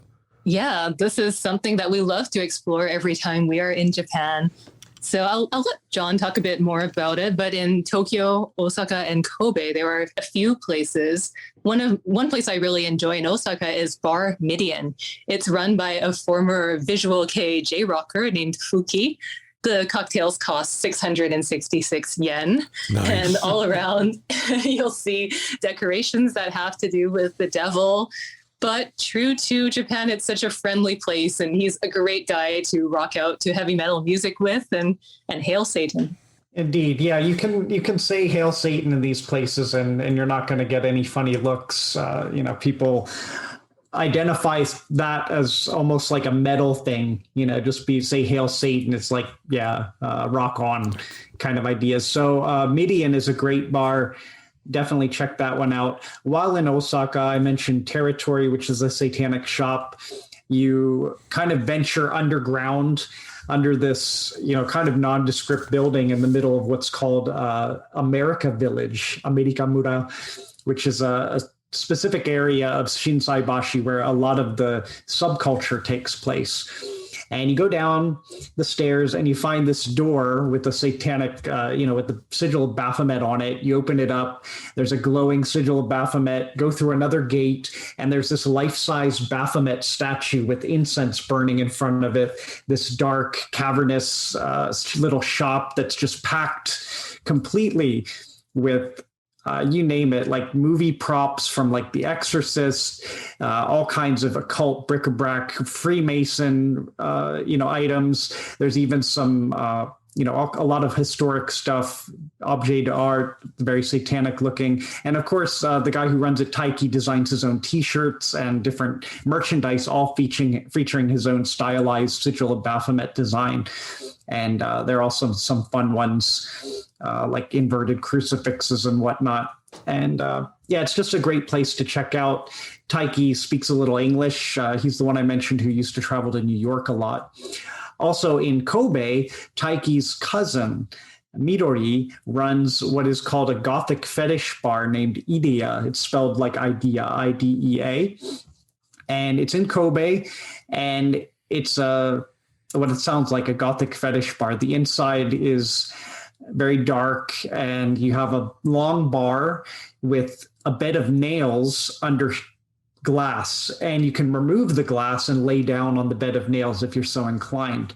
I won't say how many times or if I ever did that. And it's fetish themed. So obviously the girls are wearing, fetish type outfits. There's shibari shows, the Japanese rope binding, and you can get whipped. You can get candle wax on you.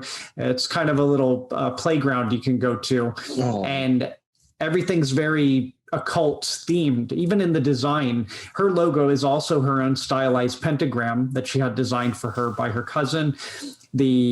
There are bars, iron bars behind the bar blocking off the shelves. There's 666, 3 sets of 6. In the bathroom, the wall is red, lined with black iron bars. There are 72 for each demon, one for each demon of the lesser key of King Solomon. So there's a lot of occult knowledge that went into the design of the place, and there's some, a lot of satanic artwork. She has a full-size replica of Dracula from Bram Stoker's Dracula, the Coppola one. If you recall, when Dracula is in his bat form, but he's human-sized and he's hanging upside down, there's a replica of that hanging on the wall there. So it's just a really fun place to go, great place to talk to people and just relax and be yourself. So now that we've covered Satanism in Japan, let's take this tour of Satanism global. To start out, La Carmina, you recently wrote an article titled The World's 10 Most Devilish Destinations. What do you think is the appeal of these destinations for Satanists as well as both the locals and the tourists who are checking them out? Right. That article was for the Daily Beast Travel. And I wrote about a whole variety of destinations found around the world. Some of them were more on the kitschy side, such as an Austin karaoke parlor with a giant pentagram on the floor, while others were more earnest. I covered the Satanic Temple in Salem. There's a church in Cape Town and some history museums around the world. I think that these destinations are not just for friends of Satan. They're really for everybody. Because I think it's in human nature that we're all drawn a little bit to that which is taboo and frightening. That's why we love things like haunted houses and Halloween. We want to be able to dip our toes in and get a little bit of the fear without going too far. So if you go to, say, the Lithuania Devil Museum, you can see these relics associated with rituals or death masks from around the world, but they're behind glass cases and they're presented in an educational context. That lets families, people from all walks of life, come and experience a bit of hell without going too far so that they feel uncomfortable and get into the transgressive zone themselves. And that's why I think it's something that piques people's interest, no matter who they are. Dipping their toes into the lake of fire.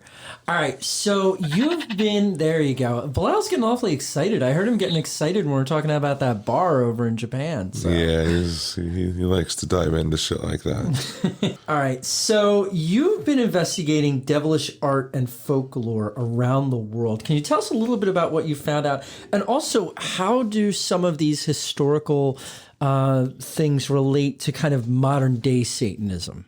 So I think La Carmina can speak to this as well, but I think modern day Satanism is in many ways a hodgepodge. It always has been. Defining Satanism has been kind of notoriously difficult. And, you know, like from the beginnings of the Church of Satan, LeBay with his satanic rituals, he took rituals from around the world, these different influences. He had a German one. He had Lovecraftian rituals based on Lovecraft, from fiction. And so there's never been any hesitancy to just kind of pick and choose and kind of take from the global cultural supermarket of the occult and take what you want and make it work for you. So, the list of demonic names that he gives includes the names of devils from many different cultures. And he always tried to posit this kind of universality of Satanism, that Satanism is not limited to the very narrow view of, Satan as just the Christian devil, this kind of monolithic entity that, of course, is an illusion, because if you look at the history of how Satan developed, he was never even just one character. He was multiple characters conflated into one over, more than 1,000 years. So in that way, I think the devilish art and folklore, they all can contribute to Satanism in their own ways. And I think that's one of the wonderful things about Satanism is that if you're a Satanist from, say, this culture, from this country, you can take something that is something evil, something dark, something that represents the outsider or the rebel from that particular culture, and incorporate that into your own personal conceptions of Satanism. And there's nothing against that. You have total freedom to do that. So that's one of the really great things about it. Yeah, and it's also the approach that we take in our TV show, Satanic Show and Tell. We take a broader definition of satanic. So when people show their objects to us, they might come from different cultures around the world. They might be Japanese oni or troll demon masks that have horns, but aren't actually linked to the Christian devil. There's just similarities in the representation. Or people might talk about the underworld and concepts of hell in ancient Egypt or in the Mayan and Aztec history. So it kind of goes back to what I mentioned before. There might be something innate in human nature that draws us to this idea of a hell, an other, a dark underworld, and how we can relate to it. It's a theme you see worldwide, and it's something that we love investigating.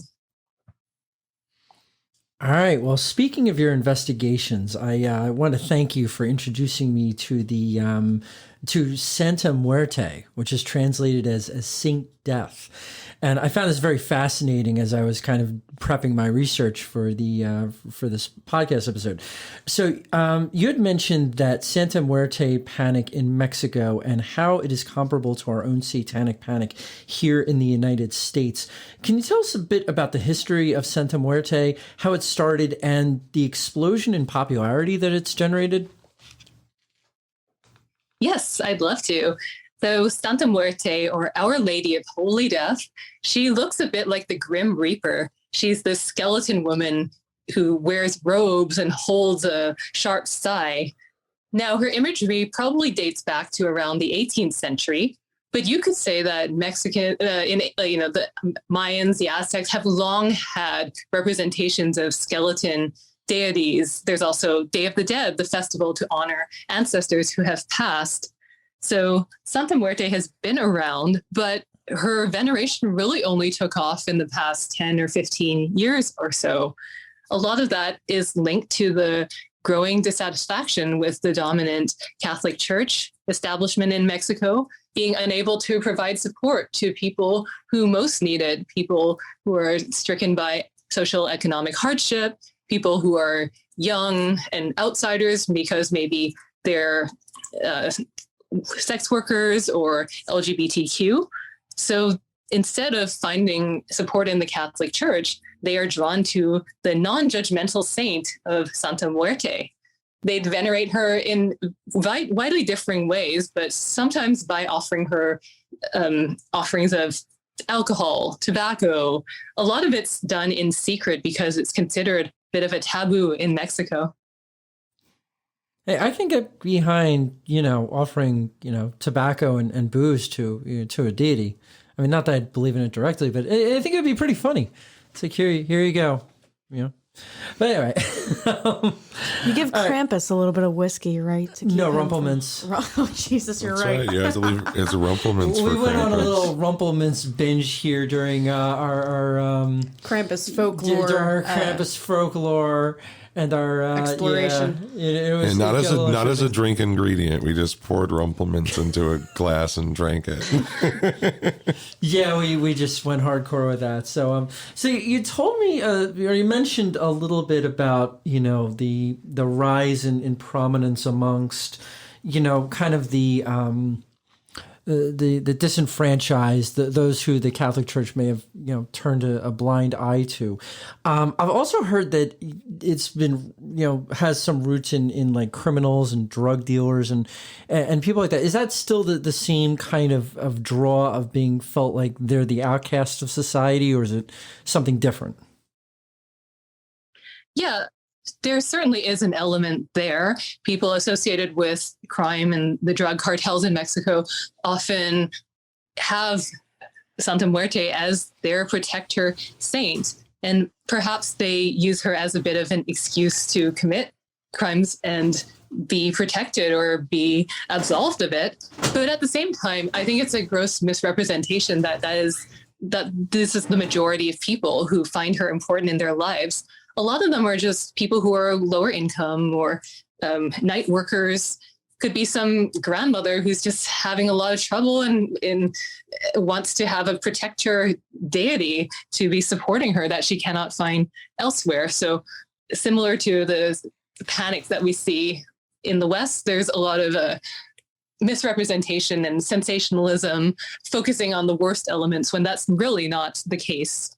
All right. And following up with that, could you tell us a little bit about how the Santa Muerte panic, tell us a little bit about it, and also how it's similar to and different from our own satanic panic that we've had in the United States? Yeah, well, similarly, The Catholic Church has condemned Santa Muerte, calling it satanic, blasphemous. Also, the Protestant Church in Mexico has also demonized it as black magic, trickery. And there's also this element of, it's really the association of Santa Muerte. I'll just do that. You'll cut that part, right? You can 3, 2, 1 us at any time. Start back wherever you're ready. Okay, we'll 3, 2 on that one. Okay. 3, 2, 1. Yeah, the Catholic Church has condemned Santa Muerte as diabolical and satanic. You also see the Protestant Church in Mexico calling it black magic and trickery, but it's really a distortion of what goes on. Unfortunately, there have been a lot of false claims of ritual abuse. There's another parallel to the Satanic Panic that have no basis in reality. For instance, in 2012, there were 3 people who were murdered, and this was considered a human sacrifice to Santa Muerte. This is something that the press ran with. This is something that officials and people in the religious institutions spread, but there was actually no proof whatsoever that there was any link. You see that also in prosecutions. Sometimes you might have a drug trafficking case and the person is caught with a Santa Muerte prayer card, for instance, and this person is given a harsher sentence because there seems to be a link with this evil demonic cult, as they put it. It's just insane how the sensationalism and falsehoods, they run rampant and affect people who often have nothing to do with crime. They're just regular people, as I mentioned before, who find a connection with Santa Muerte. There's a whole spectrum also. Some people, they don't believe in an actual Santa Muerte. She's more of a metaphor of the outsider, the rebel who stands up to authority, similar to how a lot of Satanists perceive Satan. Exactly. That was one of my questions, though, just as you were speaking. So I've never been to Mexico. Have you found in your research and just about the culture, like, is Catholicism so ingrained still in the government of Mexico that a lot of people are being arrested and going to jail and being prosecuted over this? Like, is it just more condemnation from the Catholic entities that exist down there, or is this, like we had at one point in the U.S. and still sometimes do have? Is there like this theocracy government combo going on in Mexico? Yeah, Okay. Very much a combo. There's a lot of corruption that goes on, and it's just unfortunate that it's come to this. At the end of the day, Santa Muerte rose because there is a crisis there. There's issues of violence and instability. The church and the government are unable to provide any solutions to that. And in a way, they're just making it worse by pushing away and demonizing the people who are trying to get by day to day. It's like if God isn't helping you, then you might as well turn to Satan, right? Why not? Exactly. So unlike modern day Satanists who don't believe in a literal Satan, and as you mentioned, seeing it as a symbol of rebellion. So those who are devoted to Santa Muerte not only seem to truly believe in her existence, but also are tied to a larger criminal movement, like we had mentioned about some of the drug dealers and those people. So how would you compare or contrast the intentions of these worshipers to other dark worshipers? Now, I'm not talking about Satanists who actually are modern day Satanists where they actually care for people in their community. They have compassion, empathy, and all that. But people who actually go down this road with dark intentions and thinking, okay, I am literally, wanting to seek out evil power to help me or whatnot, as would seemingly be the case with those who worship Santa Muerte. Well, I think as always, there's a wide spectrum. You have some people who are theistic worshipers and who may have more nefarious purposes and combine their veneration of Santa Muerte with justification for crimes. But on the other side, which I think is the vast majority and gets overlooked because it's less interesting and sensational. It's just that Santa Muerte is this non-judgmental, accepting deity that some people don't actually believe in her existence, but see her as a kindred spirit. So, for instance, here's something that very few people know about because it's not talked about in the media. People in Mexico, they may have a same-sex marriage and call upon Santa Muerte as the guiding spirit for that ceremony. And since they aren't able to find the support from the dominant church, they create their own, and they find a way to have another symbol to bless their union and represent who they are more accurately. That is definitely powerful and moving, that you can find a higher power, or at least a higher symbol that can offer you that in kind of a communal aspect, which you may not find in, say, like the Catholic Church or something like that. So thank you for sharing all that with us. Let's take our global tour of Satanism. Let's keep it going on maybe a slightly more positive note by discussing Satanism in other cultures. So you described some of the tales of the horned gods and hell and the underworld as particularly interesting, including those in Greece and Egypt. Tell us about the more interesting tales and legends that you've encountered. So speaking of Egypt, we all love to talk about the Baphomet. And there's a lot of, if you research Baphomet, there's a lot of theories about its origins. There's been a little more scholarly consensus lately compared to before, I guess because there's a lot more people looking into it. But one of the deities that you can trace it back to would be, and pardon my Egyptian, Benebjedet, the god of fertility in ancient Egypt. Now, this was in a particular area of Egypt. And again, it was known as the Lord of Mendes. So how do we talk about the goat of Mendes? How did this happen? How did all of this get from there to the Sabbatic goat? So again, this kind of thing, I have a book on Egyptian gods and goddesses. It has a very small section on Benebjedet. And so a lot of this is internet research. So it's right until someone proves me wrong in the comments. But so anyway, this god of fertility was the head of a ram, sometimes shown on a man. Sometimes it was just a ram looking on something more like a horse almost. And so he was known for his sexual prowess and the lord of sexual pleasure. So you can see why he's an easy target to be turned into a devil in Christianity. And the way they portrayed him was often as these kind of spiraling horns, which looked a lot more like a goat than they did a ram.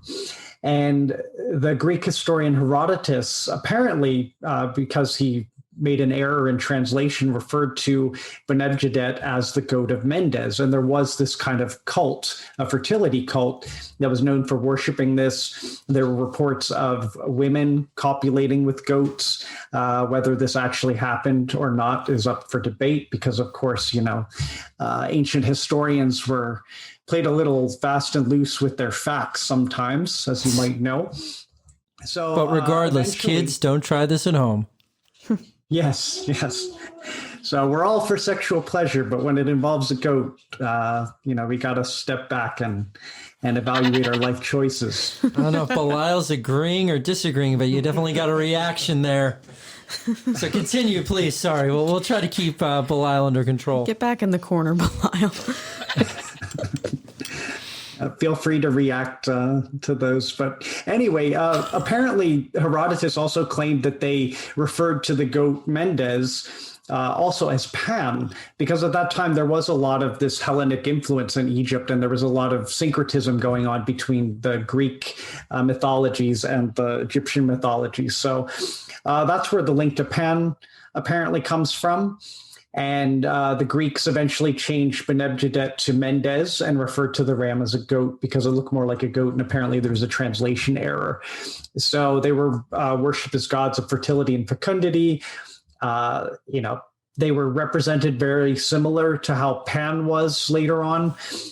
And the sexual connotations, of course, led to him being, turned into a devil by the later Christians, and eventually became like the king of the witches that you see in that famous Goya painting, the Witch's Sabbath. And so eventually, of course, we have the famous painting or the drawing by Eliphas Livy in his Dogmas and Rituals of High Magic. So he has what he describes as the Sabbatic goat. And it seems that the influence goes all the way back to our old friend Benebjadet, and that's the story of how we got the Baphomet in the form that he exists. Of course, also taking into account and conflating with the Baphomet of the Templars, which was a goat as well. So it's fascinating to trace these things. You go down a rabbit hole and find all these connections. And because it's over such a long period of time and among so many writers, it's difficult to trace a concrete lineage. But it's nice to know that Baphomet was quite a stud back in the day. And, he represents good old loving of life and creating more life. We're actually going to be diving into some origin of episodes here pretty soon with Baphomet and the whole as above, so below origin and all of that. So we're super excited to learn more about that as well. And thanks for giving us a sneak preview as to what some of our listeners can expect. Seriously. Yeah. So we often jokingly talk about the negative effects of bad karma these days, but according to the Buddhist beliefs, the results of your bad actions can land you in Narakan, if I'm pronouncing that correctly, the Buddhist version of hell, but not for eternity, but for millions upon millions of years. So tell us a bit more about Narakan and how it differs from depictions of hell by other cultures. Well, Buddhism and secular Buddhism in particular, it's an interest of mine. So I would be glad to talk about Buddhist hell. First, the Buddhist conception of worldly existence, or samsara, rather than the dichotomy of heaven and hell, existence is seen as a wheel, the wheel of life. And there are 6 realms within it. There are the gods, demigods, humans, animals, hungry ghosts, and then you have Narakan, Buddhist hell.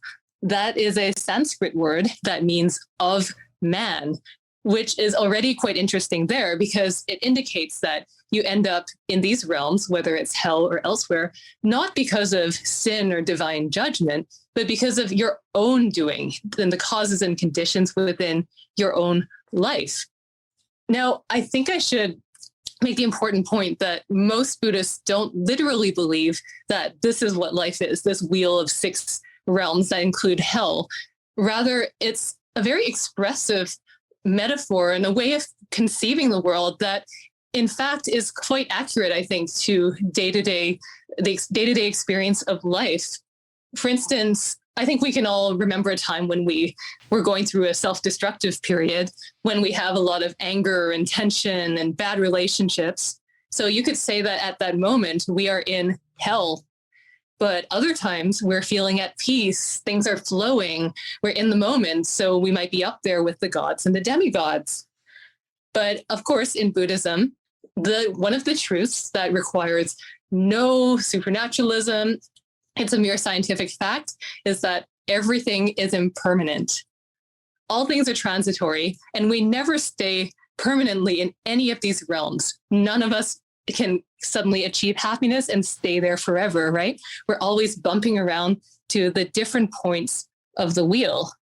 So the real way of escaping samsara, this wheel of life, is by being present in the moment without aversion or grasping, rather just riding the waves and letting them pass through you as you go through life. Now, so there's many differences there between Christian hell and Buddhist hell. But if you look at Tibetan art that depicts exactly what goes on in Narakan, you will know that it makes Christian hell look pretty weak. Because in Buddhist hell, there aren't 9 circles of an inferno. There are 18 realms, 9 hot, 9 cold, and these artists will show you exactly what goes on there.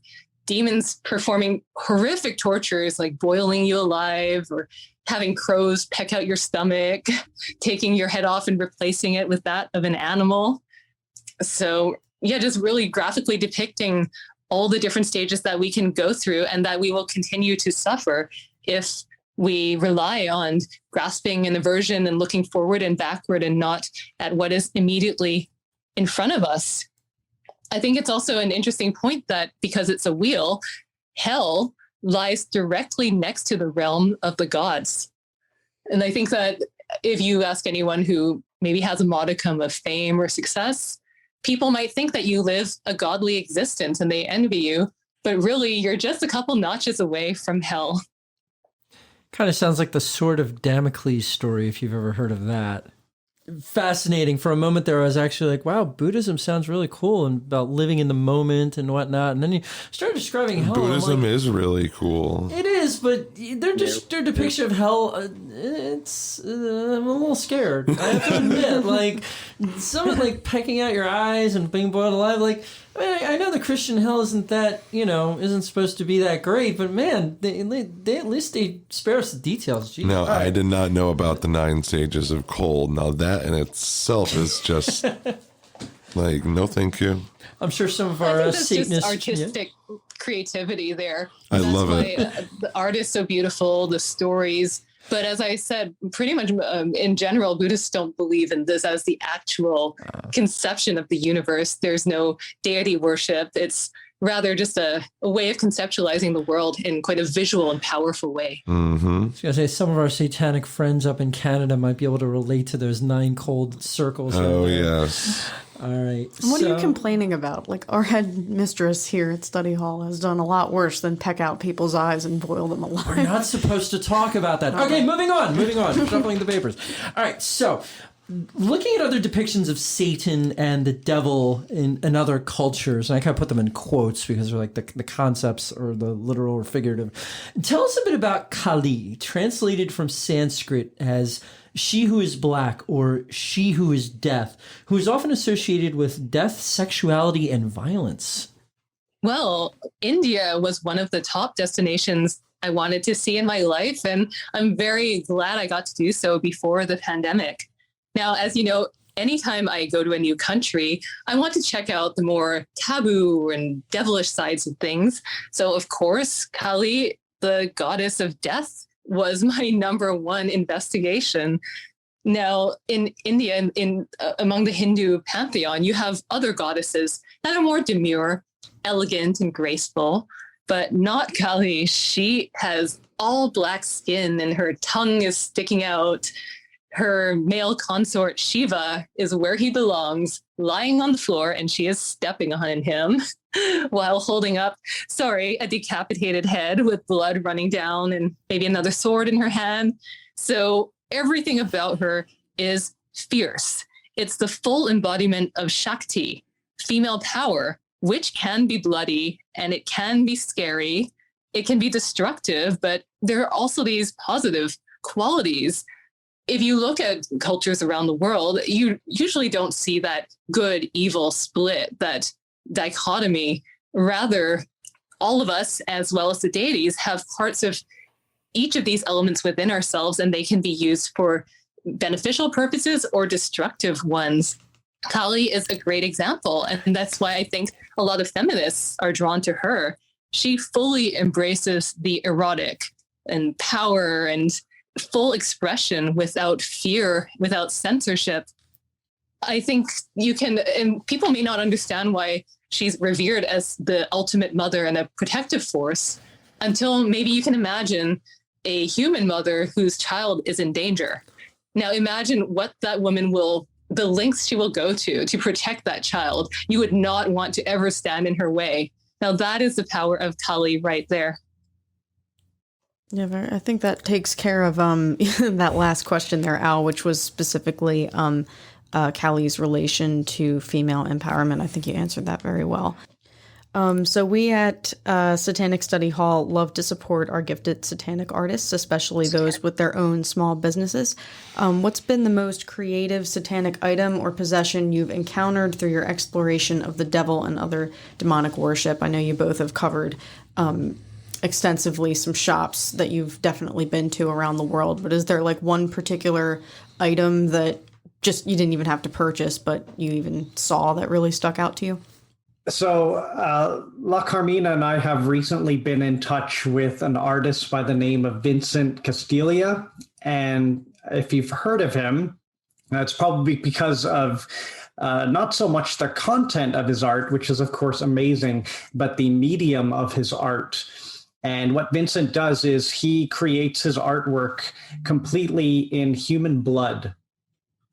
He started off with his own blood, and then now he does collaborations with people where he will have them contribute their own blood, and they can mix it together and create the art. So it's amazing. There's a documentary called Bloodlines, I believe, on YouTube that you can check out about him. Now, saying this, Vincent is not a Satanist per se, but obviously his the subject matter and the medium that he chooses, pouring himself into his work, literally, his own blood, is it really resonates. And his artwork is very macabre, very surreal. It features a lot of bodily, I don't want to say disfigurement, but his characters often feature, lost limbs or atrophied limbs, things like that. It's really surreal and fascinating. His very first exhibit, his first major exhibit, was held at the Giger Museum in Switzerland, where he actually met H.R. Giger. And, that was such an honor for him. We have a very good friend here at Study Hall who has actually been to one of the homes of Giger. And it's always a great story whenever he brings up that experience. He's a huge fan as well. Oh, that's amazing. Yeah, I mean, whenever Giger's in the story, it's probably going to be a good story, right? Well, it wasn't Giger. It was Giger's girlfriend at the time. Giger wasn't home, but our friend was still allowed into this residence. And I love hearing him talk about it. Wow. Yeah, it's amazing. And I believe Vincent was as well. And so yeah, he's a great guy to check out. I'm actually in the process of purchasing one of his works. Carmina, I believe you are purchasing something from as well? Yes, and he is opening up a new tattoo studio and art gallery in Florida. So that's on my list. Post-pandemic, I must go there to pay him a visit and check it out for myself. Yeah, just to totally geek out right now about art medium. It's not something, obviously, I went to art school. I've never painted in blood, but I've seen Vincent's work, and I will say that I forget exactly what we were doing this one day in class, but someone did end up cutting themselves. Not bad, but slicing a finger, and just seeing blood drip out on paper, and I can't even remember. I think it was just normal. It was just normal drawing paper, but you realizing that when blood comes out of you, it doesn't look red on the paper, it dries.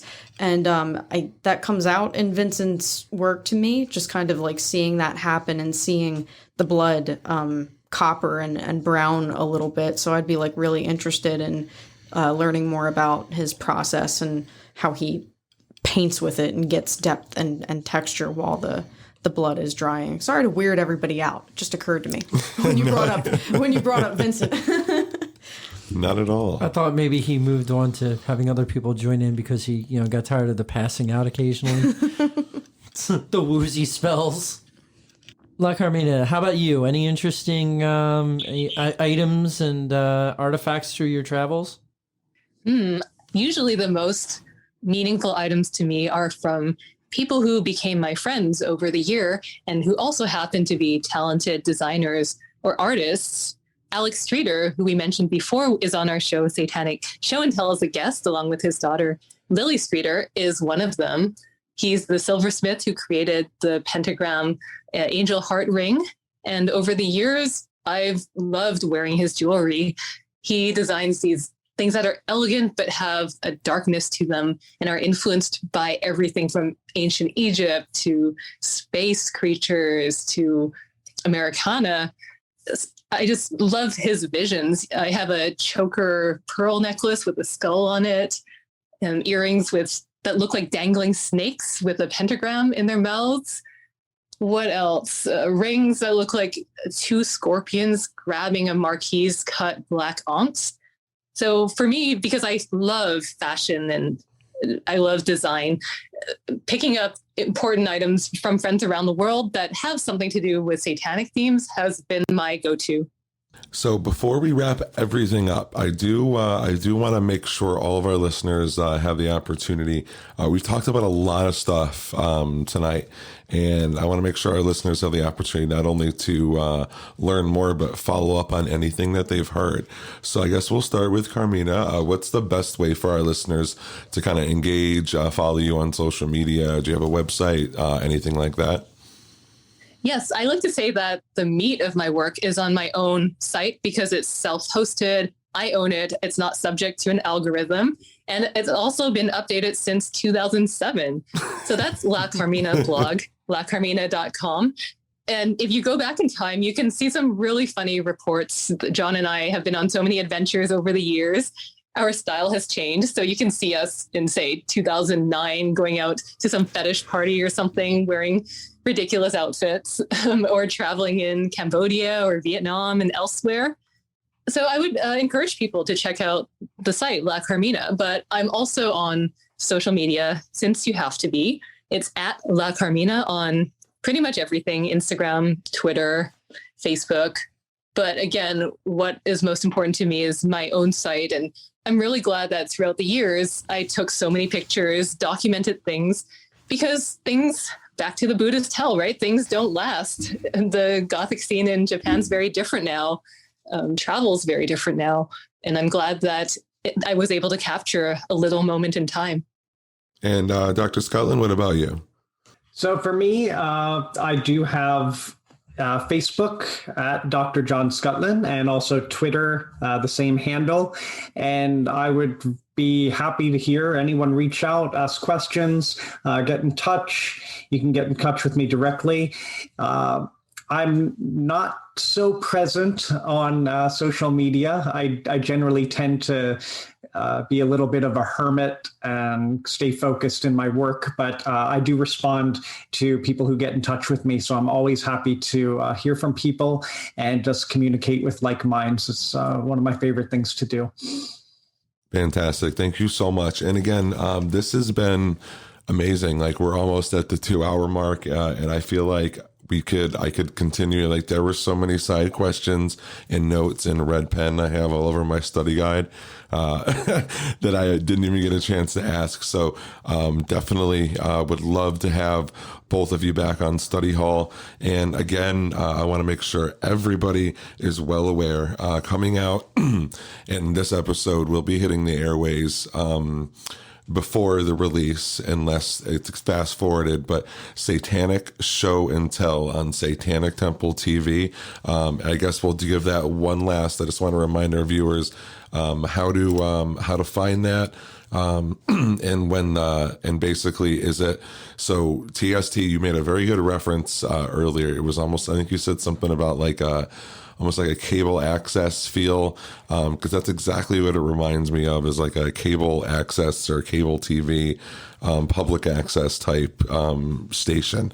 It's fucking great. But yeah, can you, how do they watch it? Is Satanic Temple TV like a website, or I don't think we ever really described it here on the podcast. Yes, that's exactly it. It is kind of like 1980s or 90s community programming. And you can find it at the satanictemple.tv. There are tons of shows there, and there's free content in addition to content that you can access on demand, so per piece or by monthly subscription. Yeah, I think we covered everything. As you said, there were so many things that I wish we could elaborate on and that we could engage in conversations on. I mean, I know you're really, a lot of you are aware of many of the things we were talking about, and have things that I would love to hear about. So yeah, well, definitely. Yeah, it'd be great to do this again in the future. Yeah, and Dennis definitely being as into the body modification subject as he is, and tattoos, and I'm a giant art and history nerd. I think I can say the same for Al. So we'd love to have you back. Thank you so much. This was extremely educational. Thank you. That's a whole we would love podcast that. in Thank you. Yes, hail both of you, and stay safe in your adventures. Yeah, and have fun too. If I had started on the body modification, we'd be here another 3 hours. Oh, that's going to say that could be that's an episode in itself. So thanks once again to the both of you. This was fucking awesome. It was so good to have you stop by class and hang out with us.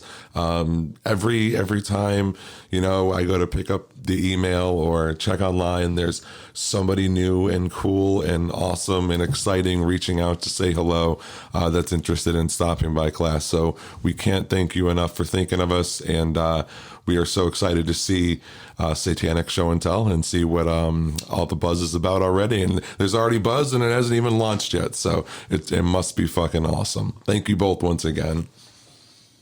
Thank you. Hail Satan. Hail Satan. Hail Satan indeed. You know what you are? You're the Antichrist. What? Yeah, that's what you are. You are the motherfucking Antichrist.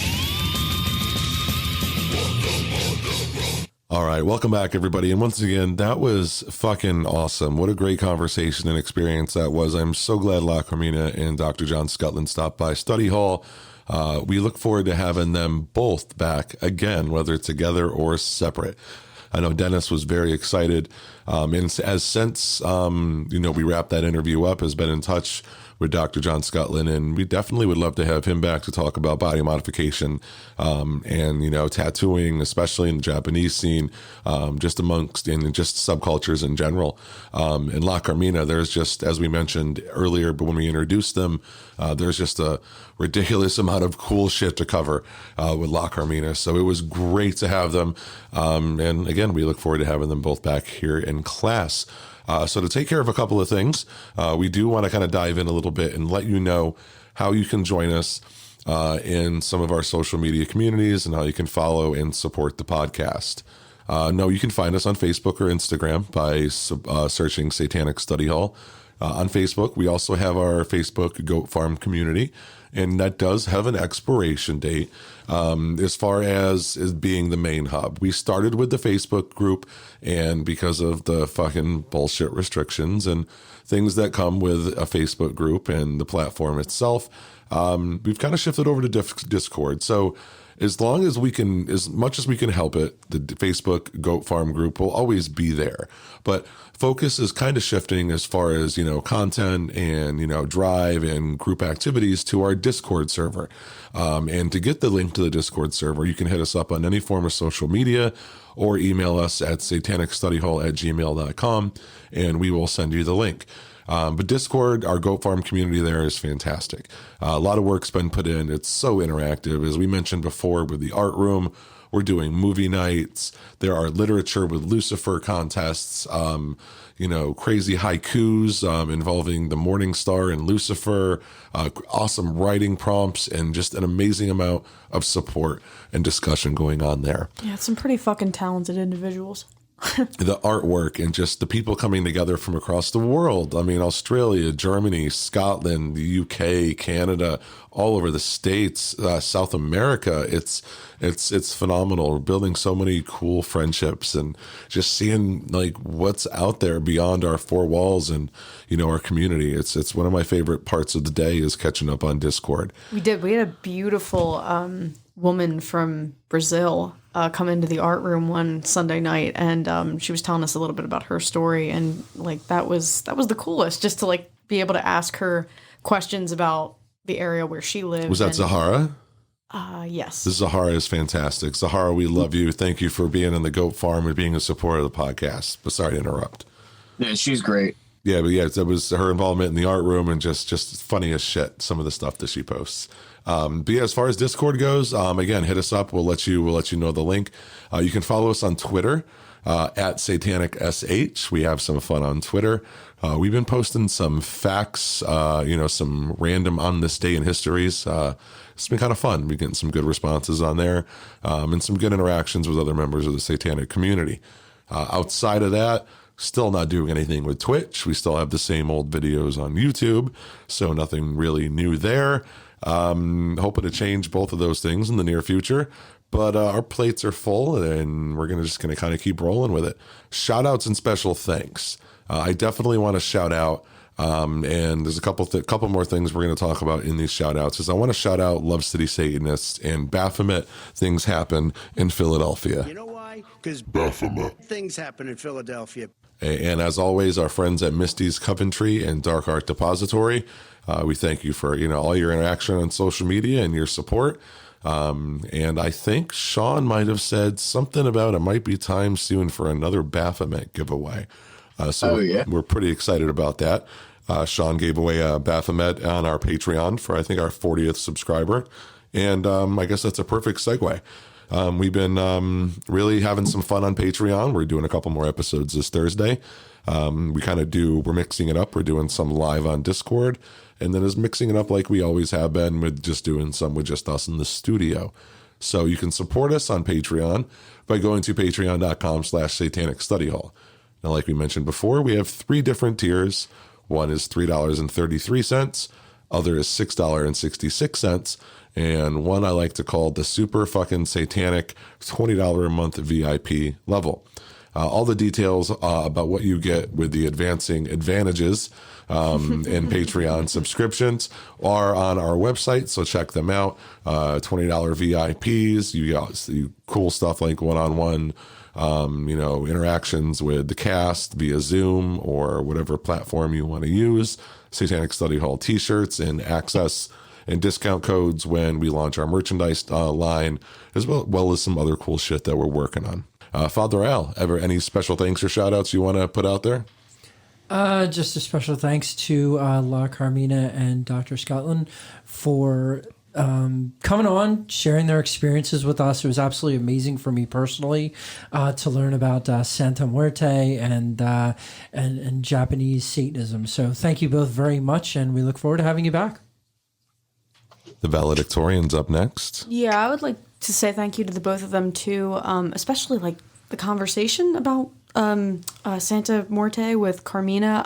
I don't know, that kind of just took it in a different direction. I didn't think that conversation was going to go, but I was really interested in that. And John is just an encyclopedia of historical and artistic knowledge, and I absolutely adore any night I get to spend having a conversation with somebody who is an encyclopedia of knowledge. So thank you so much to the both of you.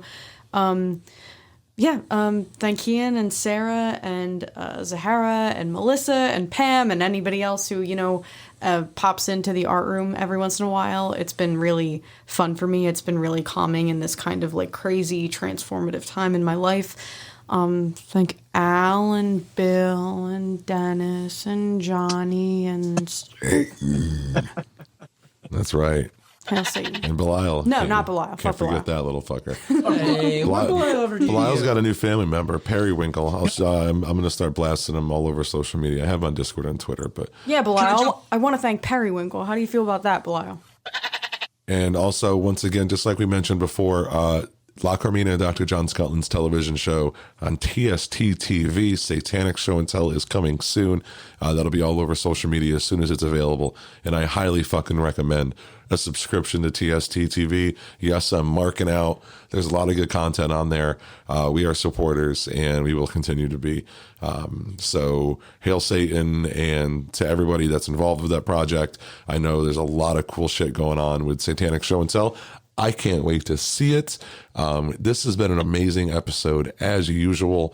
The bell is about to ring. I cannot thank you all enough for hanging out with us for this 2 to 2.5 hour journey that this probably is going to end up being.